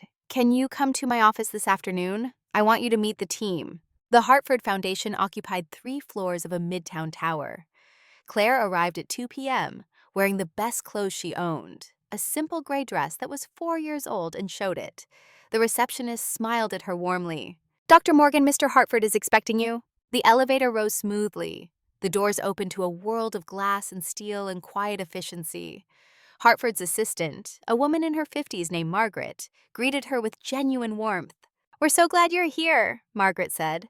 What you did last night was extraordinary. She led Claire to a conference room where Hartford waited with 3 other people. He stood when she entered. Dr. Morgan, welcome. Please sit. Please sit. The introductions went quickly. Margaret Liu, forensic accountant, sharp eyes and sharper mind. David Okonkwo, international lawyer, Harvard Law, specialized in art crime.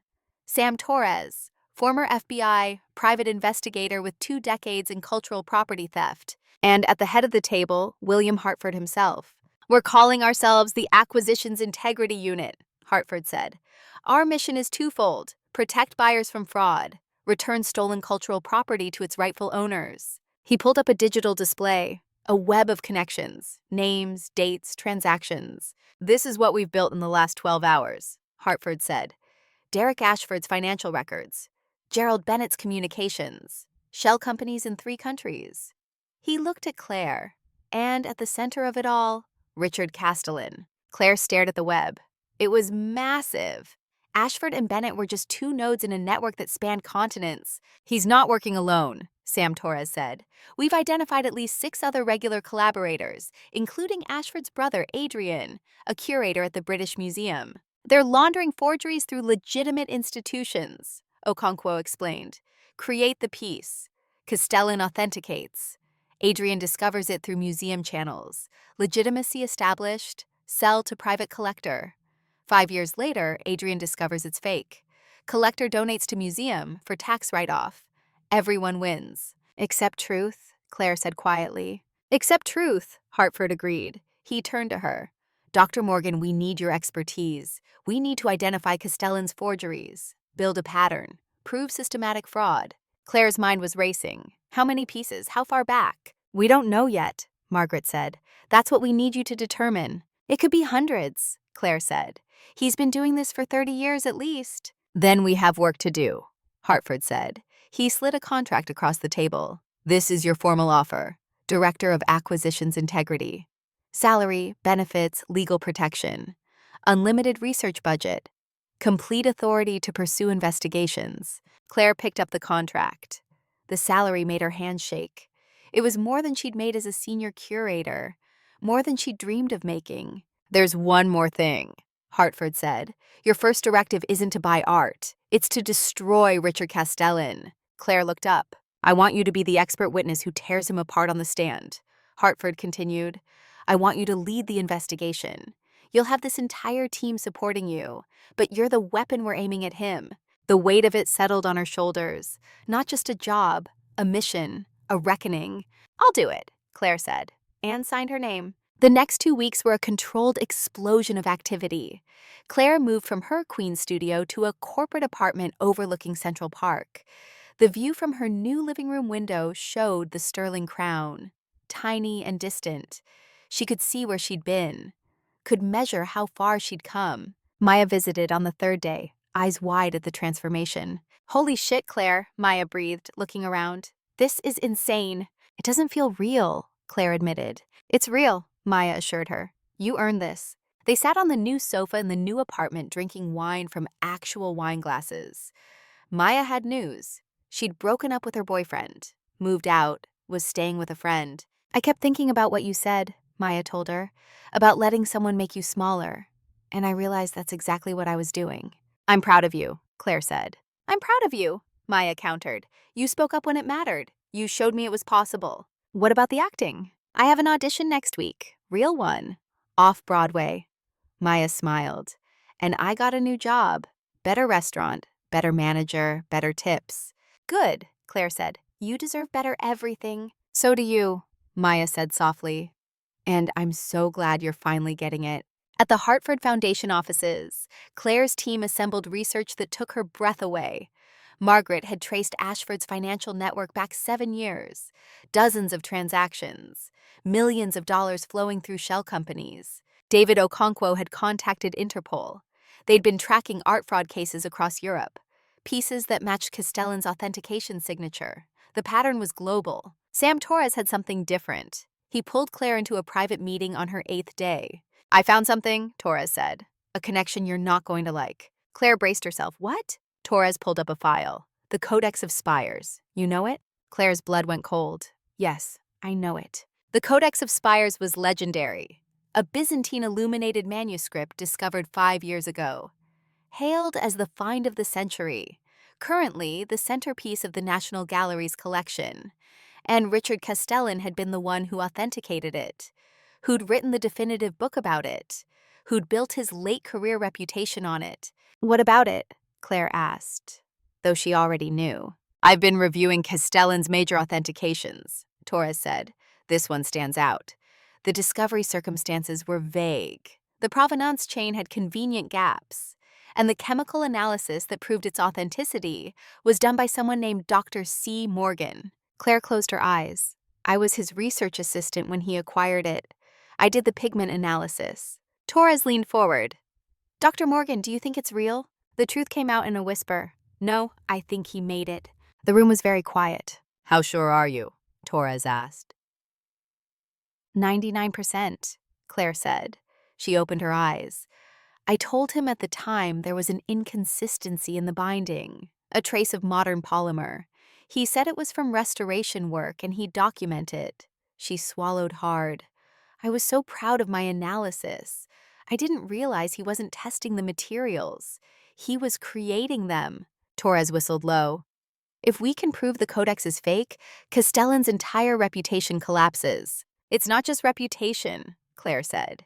He won awards for that discovery, wrote a book that's required reading in graduate programs. If it's fake, everything he's built in the last 5 years is built on a lie. Can you prove it? Torres asked. I'd need to examine the codex directly, Claire said. Take samples from the binding. Run spectral analysis. She met his eyes. If there's modern polymer woven into the original stitching, it's not restoration. It's construction. Torres smiled. Then let's get a court order. 2 days later, David Okonkwo filed a civil lawsuit. Fraud, conspiracy, money laundering. Named defendants included Castellan, both Ashford's Bennett, and 3 museums that had failed in due diligence. The art world exploded. Headlines screamed, Hartford Foundation declares war on forgery. Billionaire's legal team targets beloved scholar. Dr. Claire Morgan, victim or whistleblower. Castellan's lawyers issued statements, frivolous, defamatory. Dr. Morgan is a disgraced curator with an axe to grind. But the lawsuit had teeth, and buried in the filing was a request for third-party examination of the Codex of Spires. The National Gallery fought it. Their lawyers called it overreach, harassment, an attack on academic freedom. The judge disagreed. Motion granted. Third-party expert examination allowed. Expert witness, Dr. Claire Morgan. When Claire got the news, she was in Hartford's office.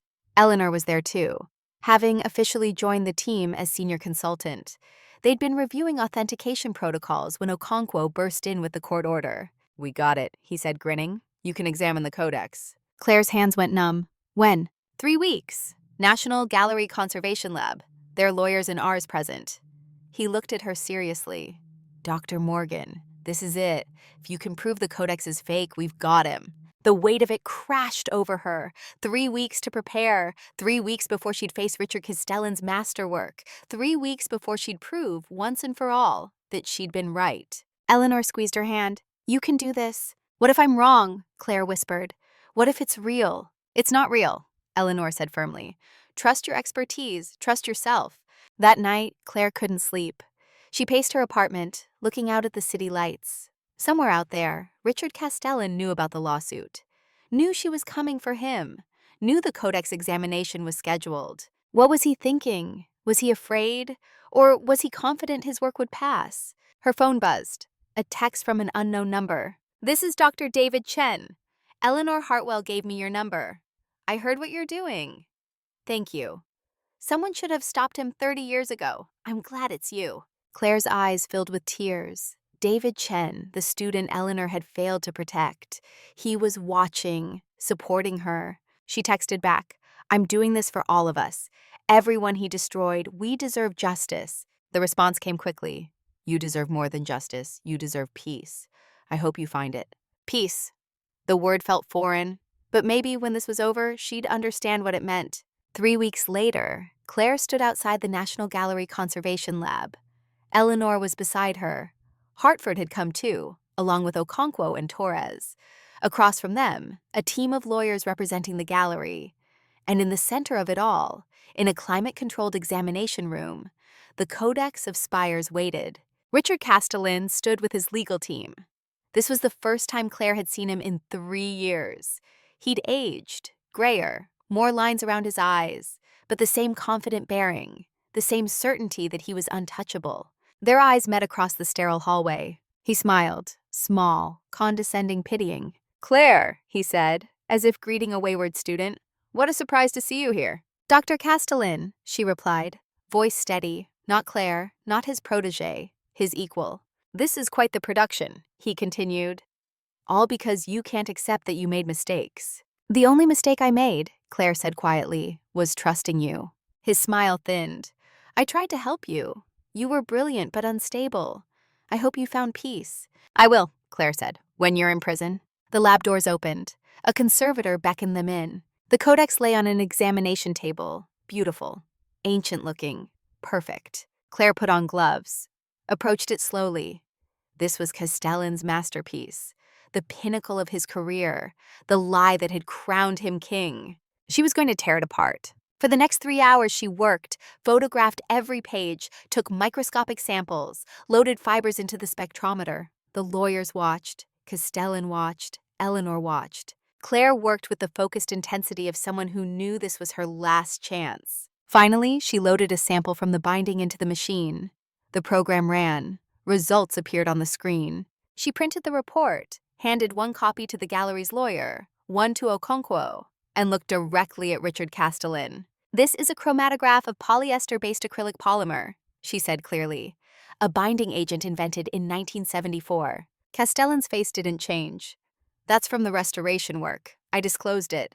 "This sample," Claire continued, "was taken from between pages 40 and 41, from the core of the stitching, not the surface, not restoration." She paused. "This polymer was woven into the original binding while it was being constructed." The room was absolutely silent. "The entire codex is a forgery," Claire said, "and you made it." Castellan's lawyer started to object, but Castellan himself went very still. His eyes on Claire held something she'd never seen before. "Fear. You can't prove I made it," he said. "I can prove it's fake," Claire countered, "and that you authenticated something you knew was false. That's fraud." Castellan looked at the codex, at his life's work exposed as a lie, then back at Claire. "You've ruined everything," he said quietly. "No," Claire said. "You did that yourself. I just finally have the platform to tell the truth." 2 weeks later, Richard Castellan was arrested. The codex revelation had been the keystone. Once it fell, everything else collapsed. Museums reviewing every piece he'd touched, collectors demanding audits, the Harrison Trust removing him from the board. Bennett had already flipped, testifying about the network in exchange for a reduced sentence. Adrian Ashford fired from the British Museum. Derek Ashford facing 20 years for fraud. And at the center of it all, Richard Castellan, untouchable no more. The trial was set for 3 months out. Criminal charges, conspiracy, fraud, decades of evidence being compiled. Claire would be the star witness. But tonight, she sat in Eleanor's hotel suite, now a permanent residence, since Eleanor had decided to stay in New York. They drank tea and talked about what came next. "How do you feel?" Eleanor asked. "Tired," Claire admitted, "but good, validated." "You should," Eleanor said. "You've done something remarkable." "We've done it," Claire corrected. "You, me, Maya, Hartford, the team, all of us." Eleanor smiled. "That's wisdom, too. Knowing you don't have to fight alone." Claire's phone buzzed. A text from Maya. "Guess what? I got the part. Off-Broadway. Opens in 2 months. You better be there opening night." Claire laughed and showed Eleanor. Maya had found her voice, too. They all had. The dead had risen. The truth had spoken. And the reckoning had only just begun. The weeks before the trial felt like living in 2 timelines at once. In one, Claire was Dr. Claire Morgan, Director of Acquisitions Integrity, building cases and authenticating artifacts, and slowly becoming the expert she'd always been meant to be. In the other, she was a 32-year-old woman trying to process 3 years of trauma while preparing to face the man who destroyed her life in open court. Eleanor helped with the second timeline more than the first. They met 3 times a week at Eleanor's suite. Sometimes they reviewed evidence. More often, they just talked about trust and betrayal, about power and vulnerability, about the cost of truth and the price of silence. "You're going to be asked why you didn't report him earlier," Eleanor warned one evening. "Why you waited 3 years?" "Because I was broken," Claire said simply. "Because I was surviving." "That's the truth," Eleanor said. "Don't hide it. The jury needs to see what he did to you, not just professionally, emotionally." "I don't want their pity." "It's not pity to show you're human," Eleanor said gently. "It's courage." David Okonkwo was coaching her too. The legal team had assembled a case that was overwhelming in its thoroughness. 12 forgeries they could definitively prove, 8 museums that had been deceived, 30 years of systematic fraud, financial records showing millions in illegal proceeds. But the case hinged on Claire's expert testimony. She was the one who could explain how Castellan had done it, why his methods were so effective, how he'd exploited gaps in authentication protocols that she herself had identified in her research. "They're going to try to discredit you," Okonkwo said during a prep session. "They'll bring up the original accusations. They'll suggest you're motivated by revenge." "I am motivated by revenge," Claire said. "No," Okonkwo corrected. You're motivated by justice. Revenge is personal. Justice is universal. He leaned forward. When they attack your credibility, you don't get defensive. You get factual. You let the evidence speak. What if the evidence isn't enough? It will be, Okonkwo assured her. But more than that, you will be. You're not the scared curator they fired 3 years ago. You're the expert who exposed a $200 million fraud. Trust that. Maya visited often, bringing takeout and stories from her rehearsals. The off-Broadway show was a drama about women finding their voices. The irony wasn't lost on either of them. How are you handling it? Maya asked one night, curled up on Claire's sofa with Thai food. The trial, I mean. Seeing him again. Honestly, Claire said, I'm terrified. Good, Maya said. That means you're not numb anymore. Is that good? It's real, Maya said. And real is better than safe. Claire thought about that a lot in the days that followed. Real versus safe. For 3 years, she'd chosen safe, invisible, silent, small. It hadn't protected her. It had just made her less. Being real meant being vulnerable, meant risking pain. But it also meant being alive. Hartford checked in regularly, though he gave her space to prepare. One afternoon, he called her into his office. The view from the 40th floor showed the whole city spreading out below them. How are you feeling about next week? He asked. Like I'm about to jump off a cliff, Claire admitted. Good cliffs have parachutes, Hartford said. You have a team, evidence, truth. He paused. But I want you to know, win or lose, you've already accomplished something extraordinary. We haven't won yet. I'm not talking about the trial, Hartford said. I'm talking about you. 3 years ago, a powerful man tried to erase you. He failed. You're here. You rebuilt yourself. That's victory enough. Claire felt tears prick her eyes. Thank you for believing me. Thank you for being worth believing in, Hartford said simply. The weekend before the trial, Eleanor took Claire to the Metropolitan Museum. They walked through the Islamic art wing where Claire had once worked.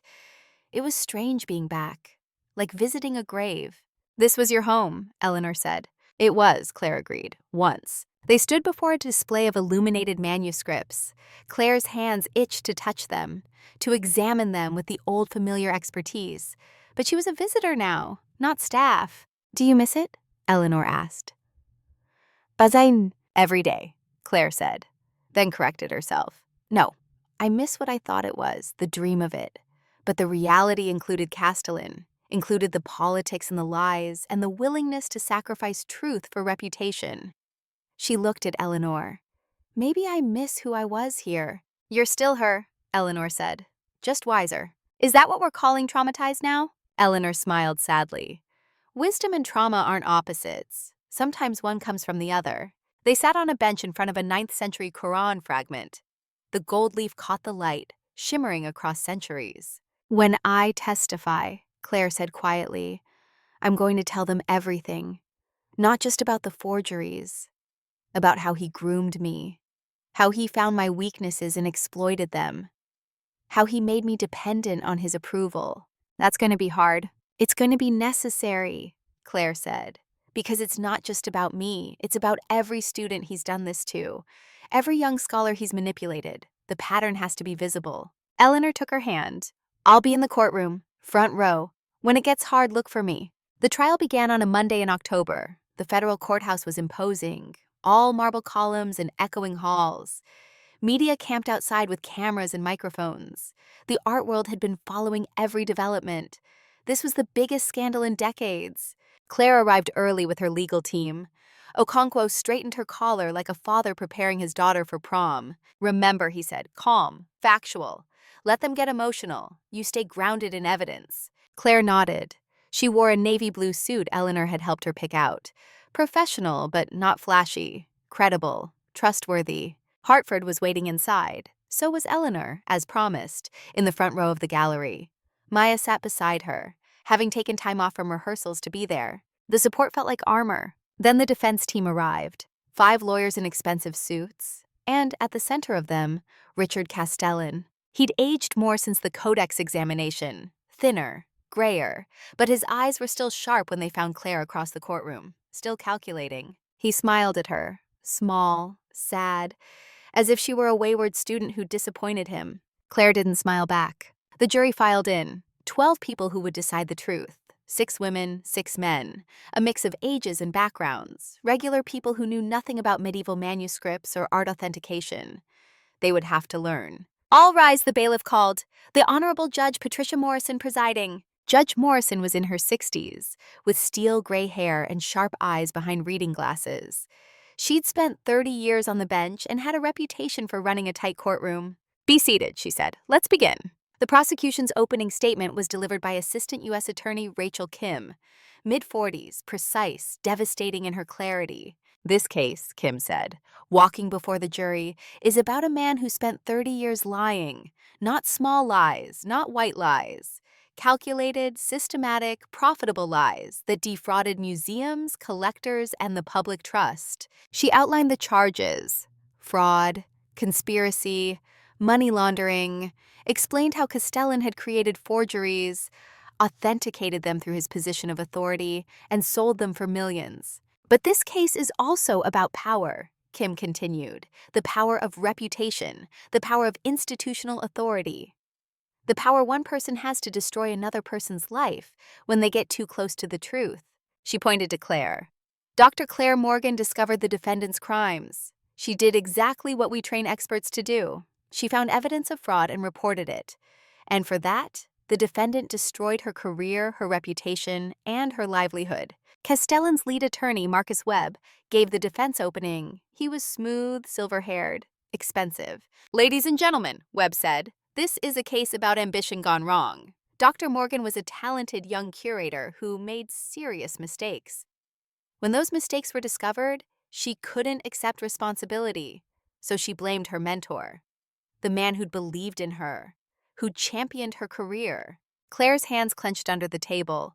Okonkwo touched her arm gently. Steady. The defense will show, Webb continued, that Dr. Morgan's accusations are motivated by revenge, not truth. That the so-called forgeries are legitimate disagreements about attribution. That my client's reputation, built over 50 years, speaks for itself. He was good. Claire could see the jury listening, could see doubt being planted. The first witnesses were financial experts, forensic accountants walking through shell companies and money transfers. It was important groundwork, but dry. The jury's attention wavered. Then the prosecution called Dr. Gerald Bennett. Bennett looked smaller than he had in the Geneva suite. Broken. He took the stand and swore to tell the truth, his voice shaking. Kim walked him through it. The initial contact from Castellan, the offer to authenticate forgeries for substantial fees, the Al Khalil charter specifically. I knew it was wrong, Bennett said, tears running down his face. But I had gambling debts. I was desperate.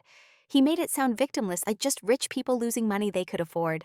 Did you ever meet the person who created the forgeries? Kim asked.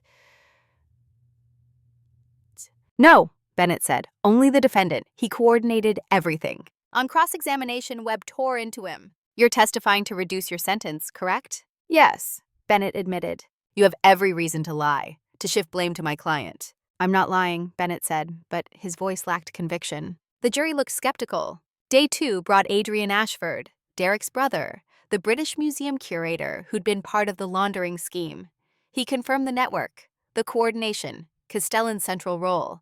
But again, on cross-examination, Webb highlighted his motivation to cooperate, his own criminal exposure, the possibility he was lying to save himself. By the end of Day 2, Claire could see the prosecution's case was strong on facts, but weak on narrative. The jury needed someone credible, someone with no deal, someone who'd lost everything and still chose truth. They needed her. That night, Eleanor came to Claire's apartment. They didn't talk about the trial. Instead, Eleanor told stories about her own career, mistakes she'd made, lessons learned too late. The bravest thing I ever did, Eleanor said, was retire. Walk away from the power and prestige. Because I realized I'd compromised too much to keep it. Do you regret it? Claire asked. The retirement? No, the compromises? Every day. They sat in comfortable silence, watching the city lights. You're going to be brave tomorrow, Eleanor said finally. Braver than I ever was. And I'm proud of you. Claire hugged her, held on longer than necessary. This woman who could have been her mother, if the world were kinder. Day 3, Claire's testimony. She wore gray again, simple, No jewelry except a watch. Her hair in a professional bun that didn't hurt. The prosecution calls Dr. Claire Morgan, Kim announced. Claire stood, walked to the witness stand on legs that felt disconnected from her body, placed her hand on the Bible. Do you swear to tell the truth, the whole truth, and nothing but the truth? I do, Claire said. She sat. The courtroom was packed, media in the back rows, Hartford and Eleanor and Maya in front, the jury to her left, Judge Morrison above, and directly ahead, Richard Castellan, watching her with those calculating eyes. Kim approached with a gentle smile. Dr. Morgan, let's start with your credentials. Claire recited them. Yale undergraduate, Oxford for her first master's, back to Yale for her PhD and second master's, her dissertation on chemical authentication of medieval inks, her position at the Met. And how did you come to work with the defendant? He was my PhD advisor, Claire said, my mentor, the person I trusted most in my professional life. Can you describe that relationship? Claire took a breath. He was like a father to me. My own father died when I was young. Richard Dr. Castellan, he filled that role. He encouraged me, believed in me, made me feel valued. How did that relationship end? I discovered he was creating forgeries. The courtroom stirred. Kim walked her through it. The late night in the conservation lab, the test results that didn't match, going to Castellan with her findings. What did you expect him to do? Kim asked. Fix it, Claire said simply. I thought we'd investigate together, find out who was responsible. I trusted him completely. What did he actually do? He framed me for his crimes. Claire's voice stayed steady as she detailed the 3 weeks between her discovery and the board hearing. How Castellan had systematically built a case against her. How he'd used her own research to make it credible. When the board fired you, how did you feel? Destroyed, Claire said. Not just professionally, as a person. I believed I deserved it. He was so convincing. I started doubting my own memory of events. What happened after you were fired? I couldn't find work, Claire said. I was blacklisted. I applied to hundreds of positions. Nothing. My savings ran out. I lost my apartment. I ended up in Queens working as a waitress. For how long? 2 years. And during those 2 years, did you ever stop believing in your expertise? Claire paused, looked at Castellan. He was watching her with that sad, disappointed expression he'd perfected. No, Claire said. I stopped believing anyone would care, but I never stopped knowing the truth. Kim introduced evidence, the Al-Khalil Charter, the polymer analysis from the Codex. Claire explained each piece in clear, simple language the jury could understand. This ink is modern, she said, pointing to a chart. You can see the uniformity here. Historical ink oxidizes unevenly over centuries. This doesn't, because it's not centuries old. How can you be certain? Because I wrote my dissertation on exactly this, Claire said, on how to detect modern inks and forgeries. Dr. Castellan read that dissertation. He used my research to perfect his technique. The jury was listening now, really listening. Dr. Morgan, Kim said, some might say you're motivated by revenge, that you're not objective. I'm motivated by truth, Claire said. She looked at the jury. 3 years ago, I reported a crime. I was punished for it. I lost everything. My career, my reputation, my sense of self. She paused, but I never lost the certainty that what I'd found was real, that the forgeries existed, that someone needed to be held accountable.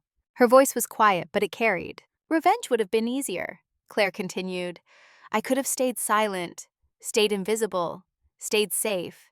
But every time I thought about doing that, I thought about the next person he'd destroy, the next young scholar who'd trust him, the next career he'd end.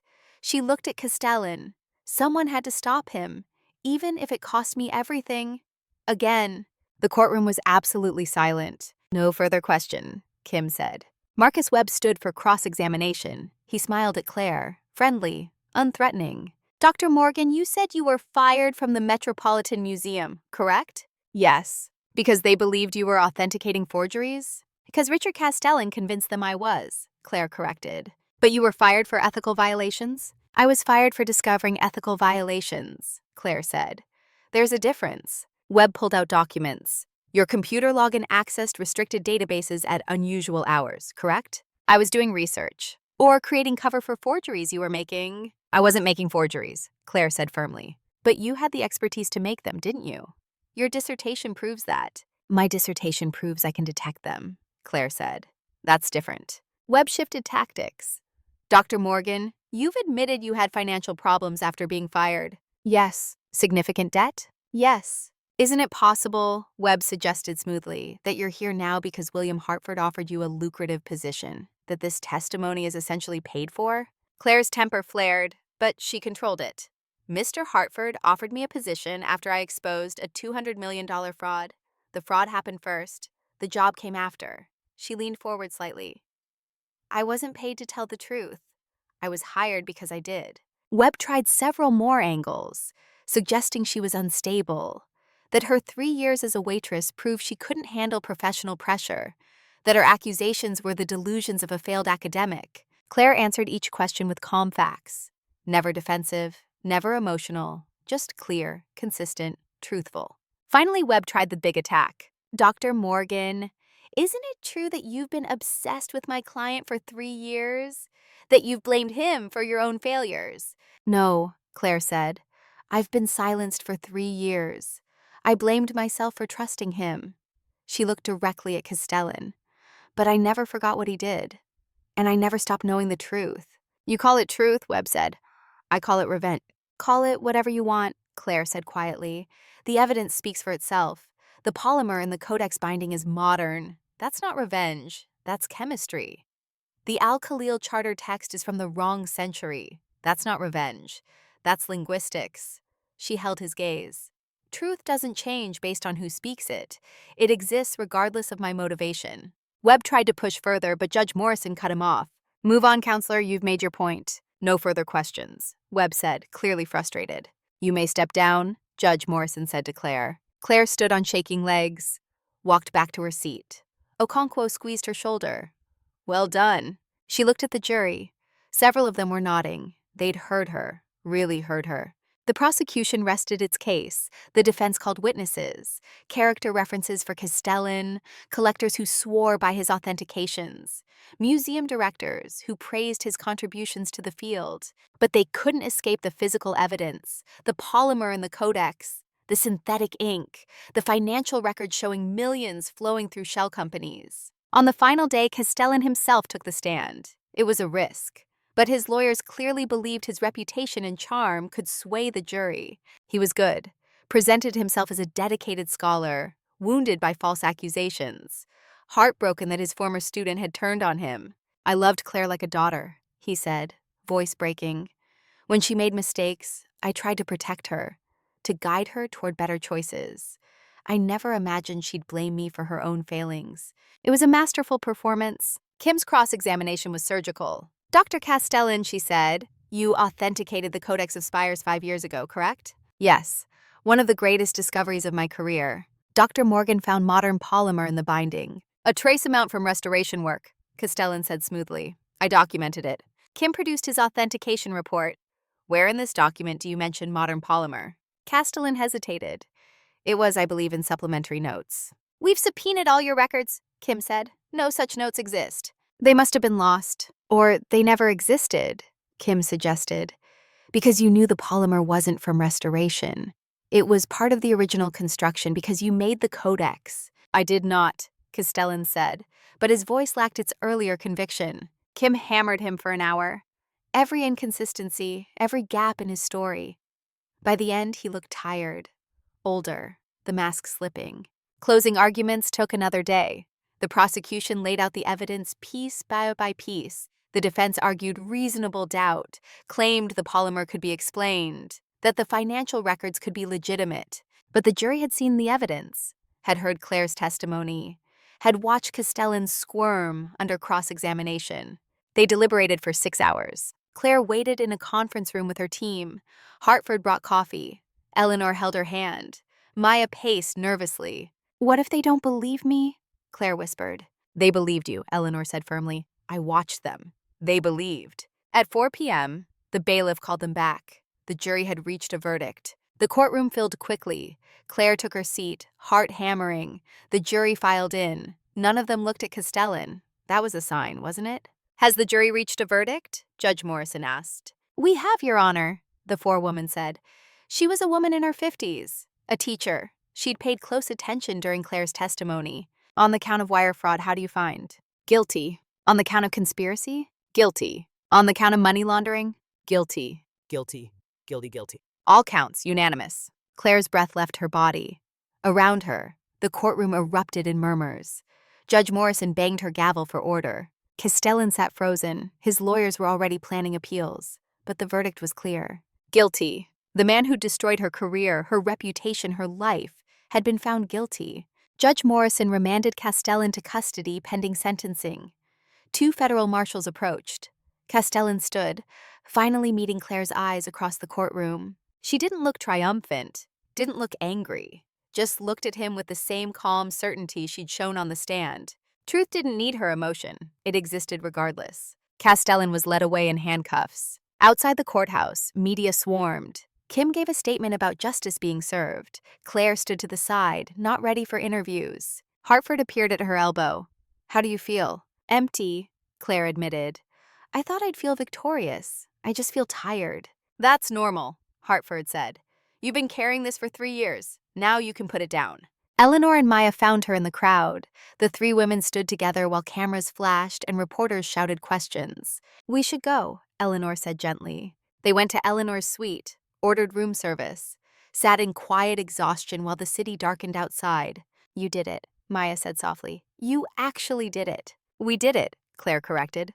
All of us. But you were the one who spoke, Eleanor said. You were the one who risked everything. Again.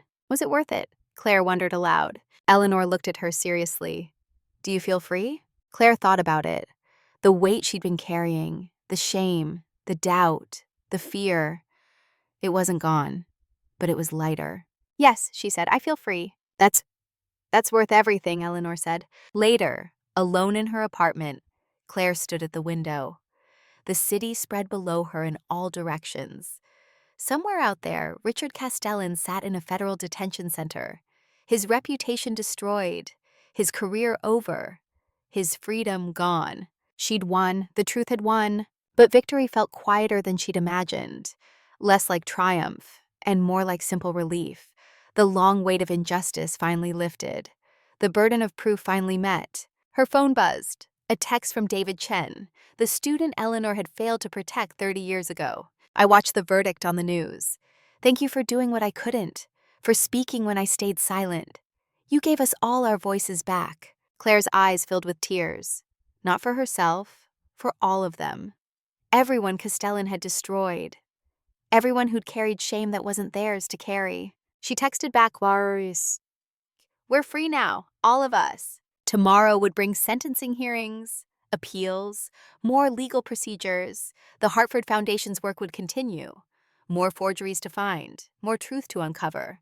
But tonight, for the first time in 3 years, Claire Morgan could breathe without the weight of lies crushing her chest. The dead had risen, the truth had spoken, and justice finally had been served. She poured tea in the Persian cup, the one Castellan had given her. Tomorrow she'd throw it away. Tonight it was a reminder of who she'd been, who she'd become, how far she'd traveled, from invisible to undeniable, from victim to victor, from silence to heard. Dr. Claire Morgan was alive, and the world would never make her invisible again. 1 year after the verdict, Claire Morgan stood in the Geneva suite at the Sterling Crown and felt like a ghost visiting her own past life. The room looked exactly the same. Heavy mahogany table, midnight blue velvet chairs, floor-to-ceiling windows overlooking Central Park, now dressed in October gold. The same elegant space where powerful people made quiet deals over expensive meals. But the woman standing at the head of the table was unrecognizable from the one who'd served here. Dr. Claire Morgan wore a tailored charcoal suit with the Hartford Foundation pin on her lapel. Her dark hair was cut in a sleek bob that framed a face no longer pale with exhaustion, but alert with purpose. She wasn't invisible anymore. When she entered a room, people noticed. When she spoke, they listened. Maya Chen sat to her right, tablet in hand, looking every bit the professional executive assistant she'd become. The young woman who'd once served alongside Claire now managed her schedule, coordinated her team, and occasionally reminded her to eat lunch. Maya's bruises had faded months ago. The boyfriend was a memory.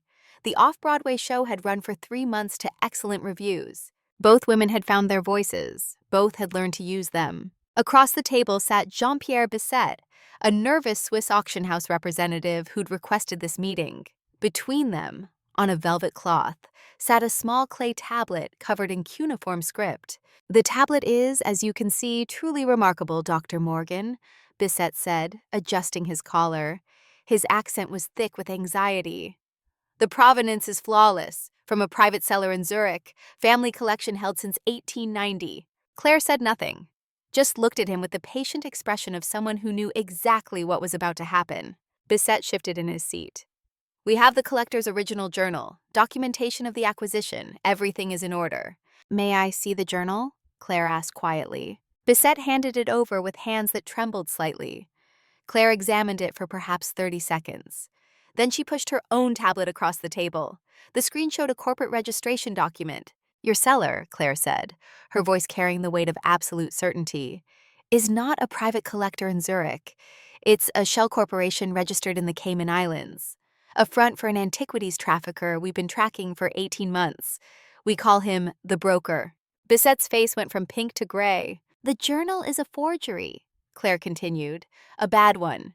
The ink was artificially aged using heat and acid, but they used a modern synthetic binder that fluoresces under ultraviolet light." She swiped to another image. "The paper stock is 19th century French linen, not 18th century English cotton as the journal claims. They got the watermark wrong." "I assure you we had no idea," Bisset stammered. "Perhaps," Claire said, "but the tablet itself is authentic." She pulled up an archival photograph. "This is inventory photo 44A109 from the Iraqi National Museum, logged in 2002. It was stolen during the looting in 2003. Bisset looked like he might be sick. "This isn't a collector's item, Mr. Bisset," Claire said. "It's stolen cultural heritage. You brought a war crime to my table." The meeting lasted another 20 minutes. By the end, Bisset had agreed to cooperate with Interpol, set up a meeting with the broker, and turn state's evidence in exchange for leniency. The tablet would be returned to Baghdad within the month. After he left, pale and shaking, Maya closed her tablet and looked at Claire with admiration. "You enjoy that way too much," Maya said. "I enjoy protecting truth," Claire corrected. "But yes, there's satisfaction in it." "You're terrifying now, you know that, right?" "Good," Claire said. "Terrifying means effective." They packed up and left the Geneva suite. In the hallway, they passed a young waitress struggling with a heavy tray. Claire stopped to help steady it. "Thank you," the waitress said, surprised. "You're welcome," Claire replied. Then on impulse, "What's your name?" "Jessica," the young woman said. "Jessica, this job isn't who you are," Claire said gently. "It's just what you're doing right now. Don't let anyone convince you otherwise." The waitress blinked, confused but touched. "Thank you, Dr. Morgan." As they rode the elevator down, Maya smiled. "You can't help yourself, can you?" "Saving people." "Someone saved me," Claire said. "Many someones. I'm just paying it forward." The Hartford Foundation offices had become Claire's second home. Her corner office overlooked the city from the 38th floor. The walls held framed certificates of repatriation. Artifacts returned to Iraq, Syria, Egypt, Afghanistan. Each one represented months of investigation and years of cultural memory restored. Her team had grown. Margaret Liu still ran forensic accounting with ruthless efficiency. David Okonkwo handled international law. Sam Torres led field investigations. But they'd added specialists, conservation experts, regional scholars, a network spanning 4 continents. And overseeing it all, with quiet wisdom and sharp eyes, was Dr. Eleanor Hartwell, senior consultant and Claire's official mentor. Eleanor's office was next to Claire's. They had lunch together most days, a ritual that had become sacred. Today, they ate salads at Eleanor's desk while reviewing case files. "The broker operation is moving forward," Eleanor said. "Interpol is coordinating with 5 countries. When we take him down, it'll be the biggest antiquities trafficking bust in 20 years. Assuming Bisset doesn't lose his nerve," Claire said. "He won't," Eleanor assured her. "You put the fear of God in him, or the fear of Dr. Morgan, which is arguably more powerful." Claire smiled. "I learned from the best." Eleanor set down her fork and looked at Claire seriously. "How are you?" "Really?" It was a question Eleanor asked regularly.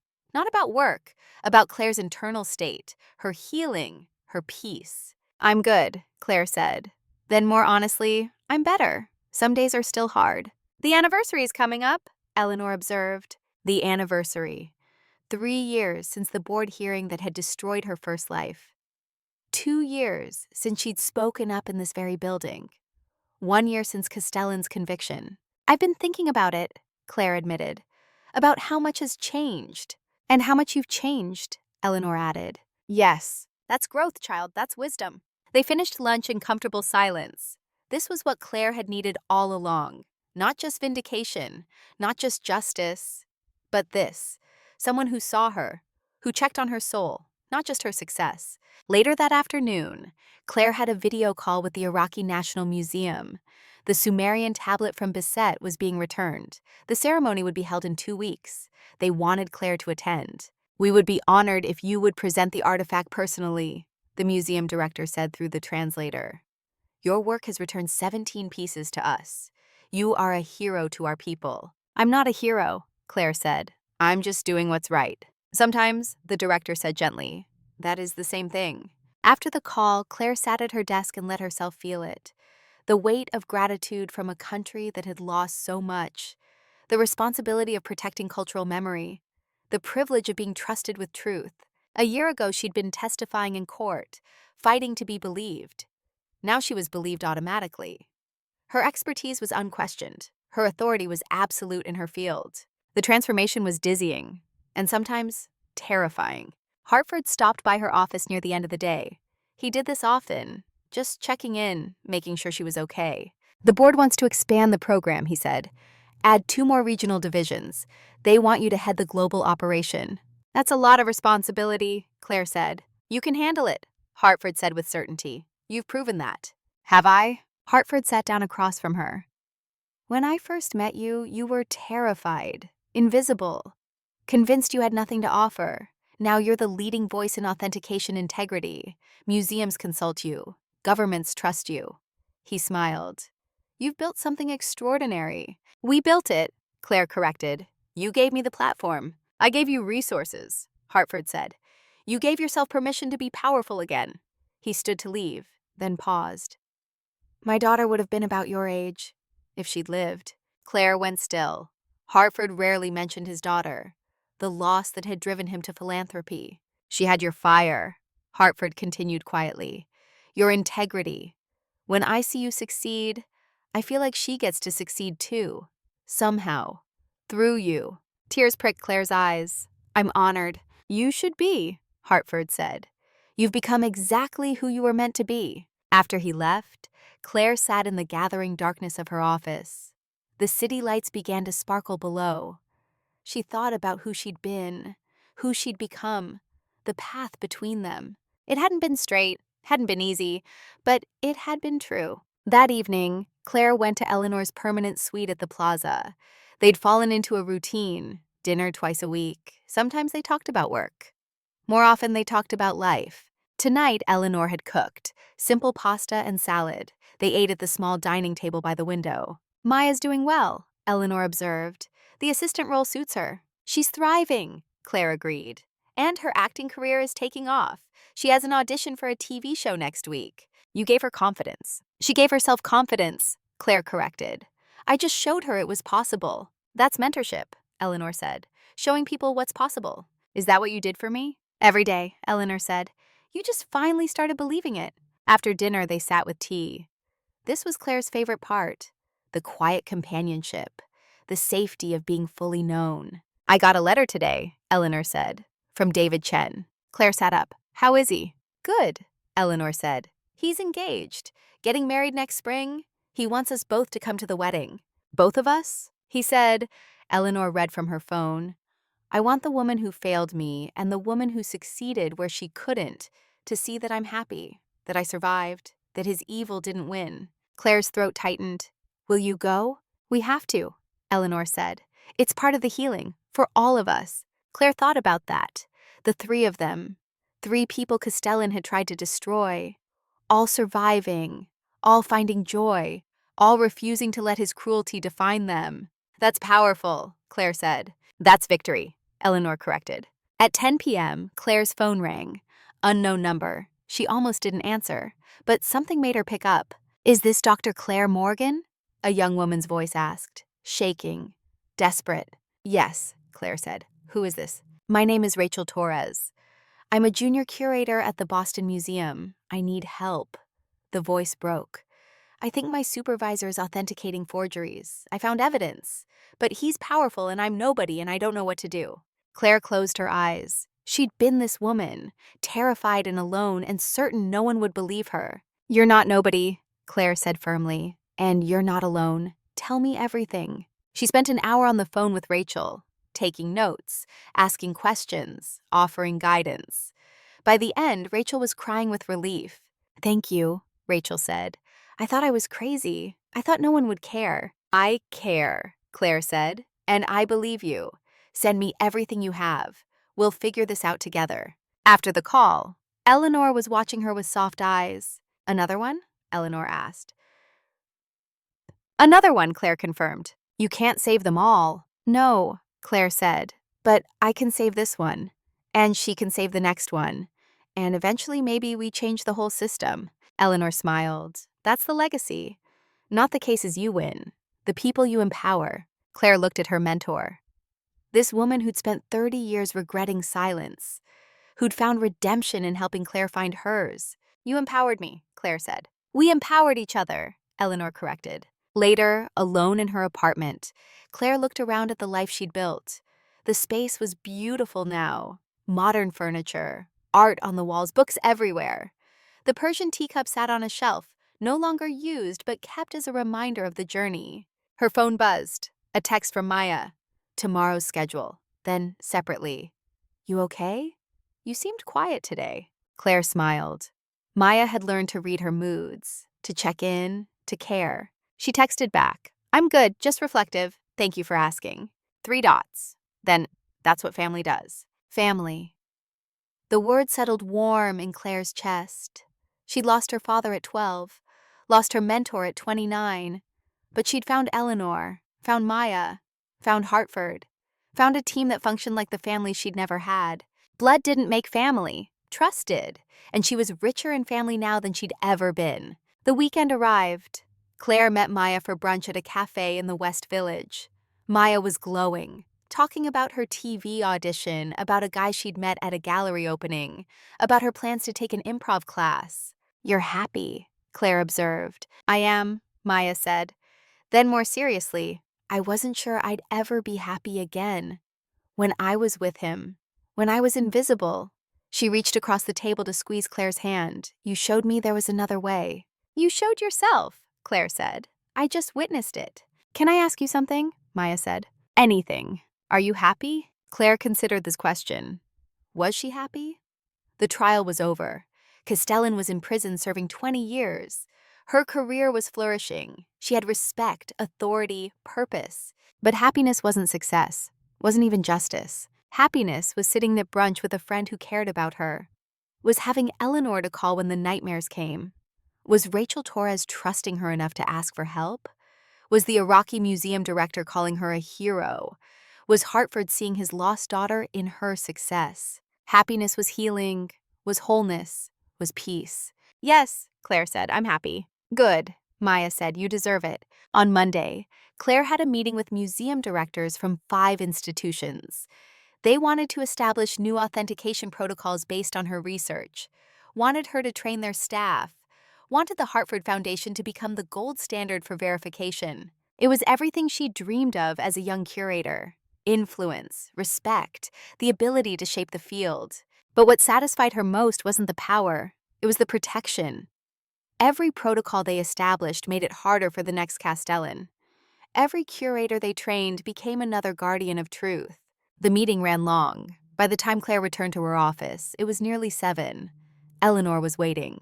"Dinner?" Eleanor asked. "Always," Claire said. They went to a quiet Italian place Eleanor loved. Over wine and pasta, they talked about the museum meeting, about Rachel Torres's case, which was developing quickly, about David Chen's wedding plans. And then Eleanor asked the hard question. "Have you forgiven him?" Claire knew who she meant. Richard Castellan, currently in a federal prison in Pennsylvania. Appeals denied, reputation destroyed. Everything he'd built turned to ash. "No," Claire said honestly. "I don't think I ever will." "That's okay," Eleanor said. "Forgiveness isn't required for healing." "Do you forgive yourself?" Claire asked. "For David Chen?" "I'm working on it," Eleanor said. "Every day." She smiled sadly. "That's all any of us can do. Work on it." They sat in comfortable silence. Two women who'd been broken by the same man, 30 years apart. Both healing, both whole, both refusing to let his evil define them. "You know what I realized?" Claire said. "He didn't take my expertise. He took my confidence. My belief that expertise mattered, that truth would be valued." "And now?" Eleanor prompted. "Now I know better," Claire said. "Truth is valued, just not by everyone, but by enough people, by the right people." She looked at Eleanor. "By people like you." "That's wisdom," Eleanor said.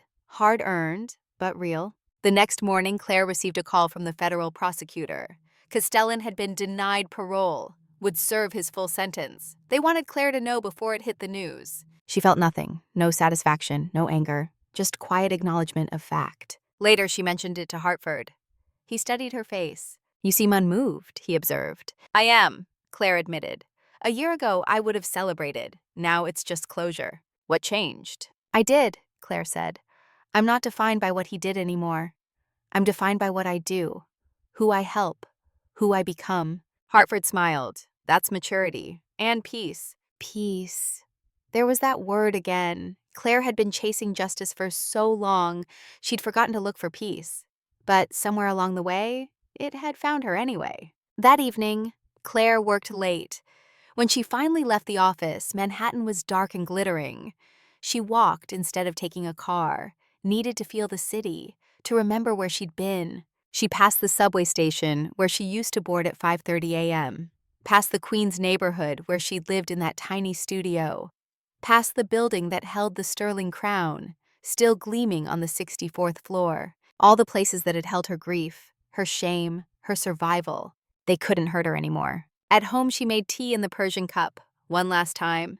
Tomorrow, she'd put it in storage. Keep it as a reminder, but stop letting it occupy space in her daily life. She stood at her window, looking out at the city she'd conquered and been conquered by. Thought about the girl who'd loved medieval manuscripts, the woman who'd been destroyed for telling truth, the survivor who'd rebuilt from nothing. All of them were her. All of them lived in her still, but they didn't define her anymore. Her phone rang. "Eleanor." "Turn on the news," Eleanor said. Claire found a local station. The headline read, "Castellan appeals denied, full 20-year sentence to stand." The reporter was interviewing Dr. Claire Morgan, Director of Acquisitions Integrity for the Hartford Foundation. "Wait," Claire said. "I didn't do that interview." "It's from 3 months ago," Eleanor said. "After the trafficking bust.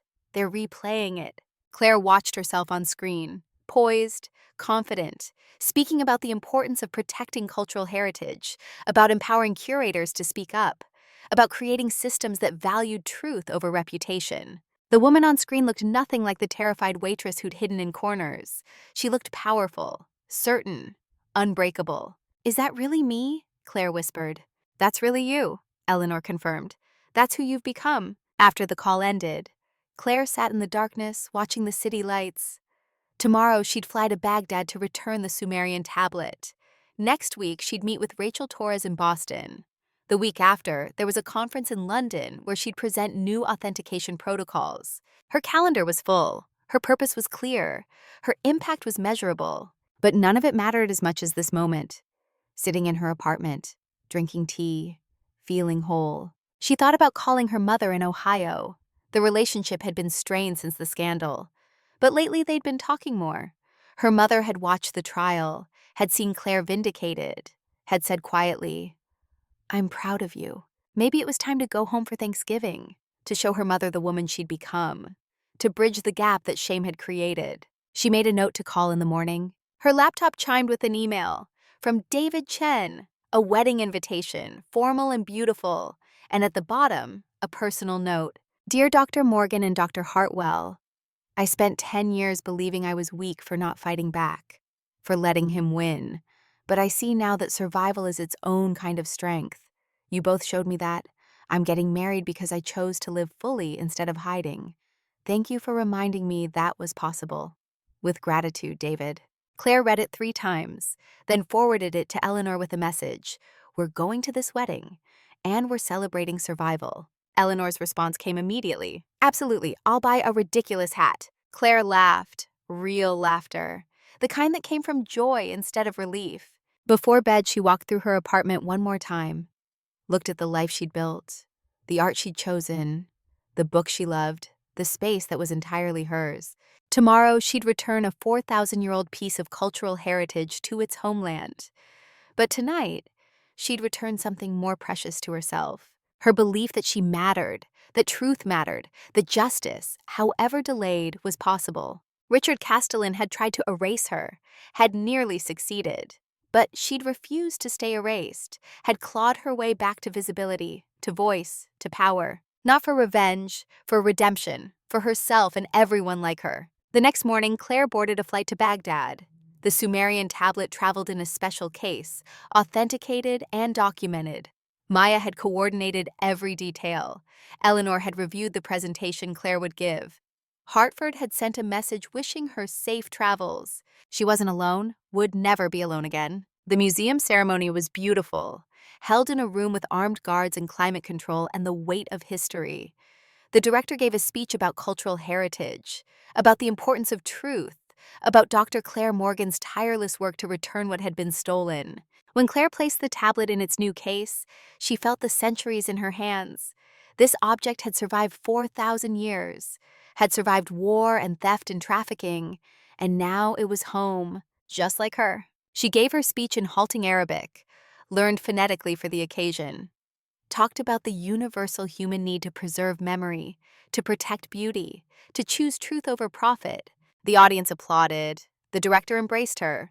A photographer captured the moment for posterity. On the flight home, Claire slept deeply for the first time in months. No nightmares, no anxiety, just the piece of work well done, of purpose fulfilled. She woke as they descended into New York. The city spread below her like a glittering promise. All those lights, all those lives, all that possibility. She'd been dead once, buried by lies, erased by power. But she'd come back, stronger, wiser, whole. And now she spent her days helping others do the same. That was legacy, that was victory, that was peace. The world was full of invisible people with extraordinary secrets. The waitress refilling your coffee might speak 6 languages. The cleaner in your office might have 3 degrees. The person you dismiss might be the one who saves you. Claire's story was a reminder that truth always finds a voice. Sometimes it takes 3 years. Sometimes it takes 1 perfect sentence in Arabic. But it always, always speaks. And when it does, empires fall, lives rebuild. Justice, however delayed, arrives. 1 year after the verdict, Dr. Claire Morgan stood at her apartment window and watched the sun rise over Manhattan. The same sun that had risen on her worst day. The same sun that had risen on her rebirth. She was alive. She was free. She was heard. And somewhere out there, another Rachel Torres was finding the courage to call. Another young curator was choosing truth over safety. Another invisible woman was about to become undeniable. Because Claire had spoken, had survived, had shown them it was possible. The cycle continued. But this time, the powerless had a champion. The silenced had a voice. The invisible had a witness. Claire picked up her phone, texted the number Rachel Torres had called from. How are you holding up? 3 dots appeared. Then, scared, but determined. Good, Claire replied. Fear means you're alive. Determination means you'll stay that way. I'm here. Whatever you need. She put down the phone and smiled. This was her purpose. Not just fighting forgeries, not just winning trials, but this. Lifting up the next person who'd been pushed down. Speaking for those who couldn't speak yet. Being the person she'd needed 3 years ago. Eleanor had been right. The legacy wasn't the cases she won. It was the people she empowered. Maya arrived at 9 with coffee and her tablet. They reviewed the day's schedule. Lunch with Hartford, call with Interpol, meeting with a graduate student who wanted to study authentication methods. You're booked solid for the next 3 months, Maya said. Cancel something, Claire said. I want a day next week with nothing scheduled. Really? Maya looked surprised. Really, I need time to just be, not do, just exist. Maya smiled. Look at you, setting boundaries. I'm so proud. I learned from the best, Claire said. They worked through the morning with the easy rhythm of a team that trusted each other completely. When Maya left for lunch, Claire sat alone in her office. She pulled out a journal she'd been keeping, not for work, for herself, processing, healing, recording the journey. She wrote, "Today I realized I'm not waiting anymore. For justice, for validation, for permission to be happy. I'm just living, fully, presently, grateful for what was and what is and what's coming. This is freedom, this is peace, this is enough." She closed the journal and looked out at the city. Somewhere in a federal prison, Richard Castellan was serving his sentence. Somewhere in Boston, Rachel Torres was gathering courage. Somewhere Eleanor was planning what ridiculous hat to wear to a wedding. And here, in this office, in this city, in this life she'd rebuilt from ashes, Claire Morgan was whole. The ghost had become solid. The silenced had found voice. The invisible had become undeniable. And the truth, patient and persistent and powerful, had won. Not with a bang, not with triumph, but with quiet, steady, unshakable certainty. Claire Morgan was alive, and the world would never make her disappear again.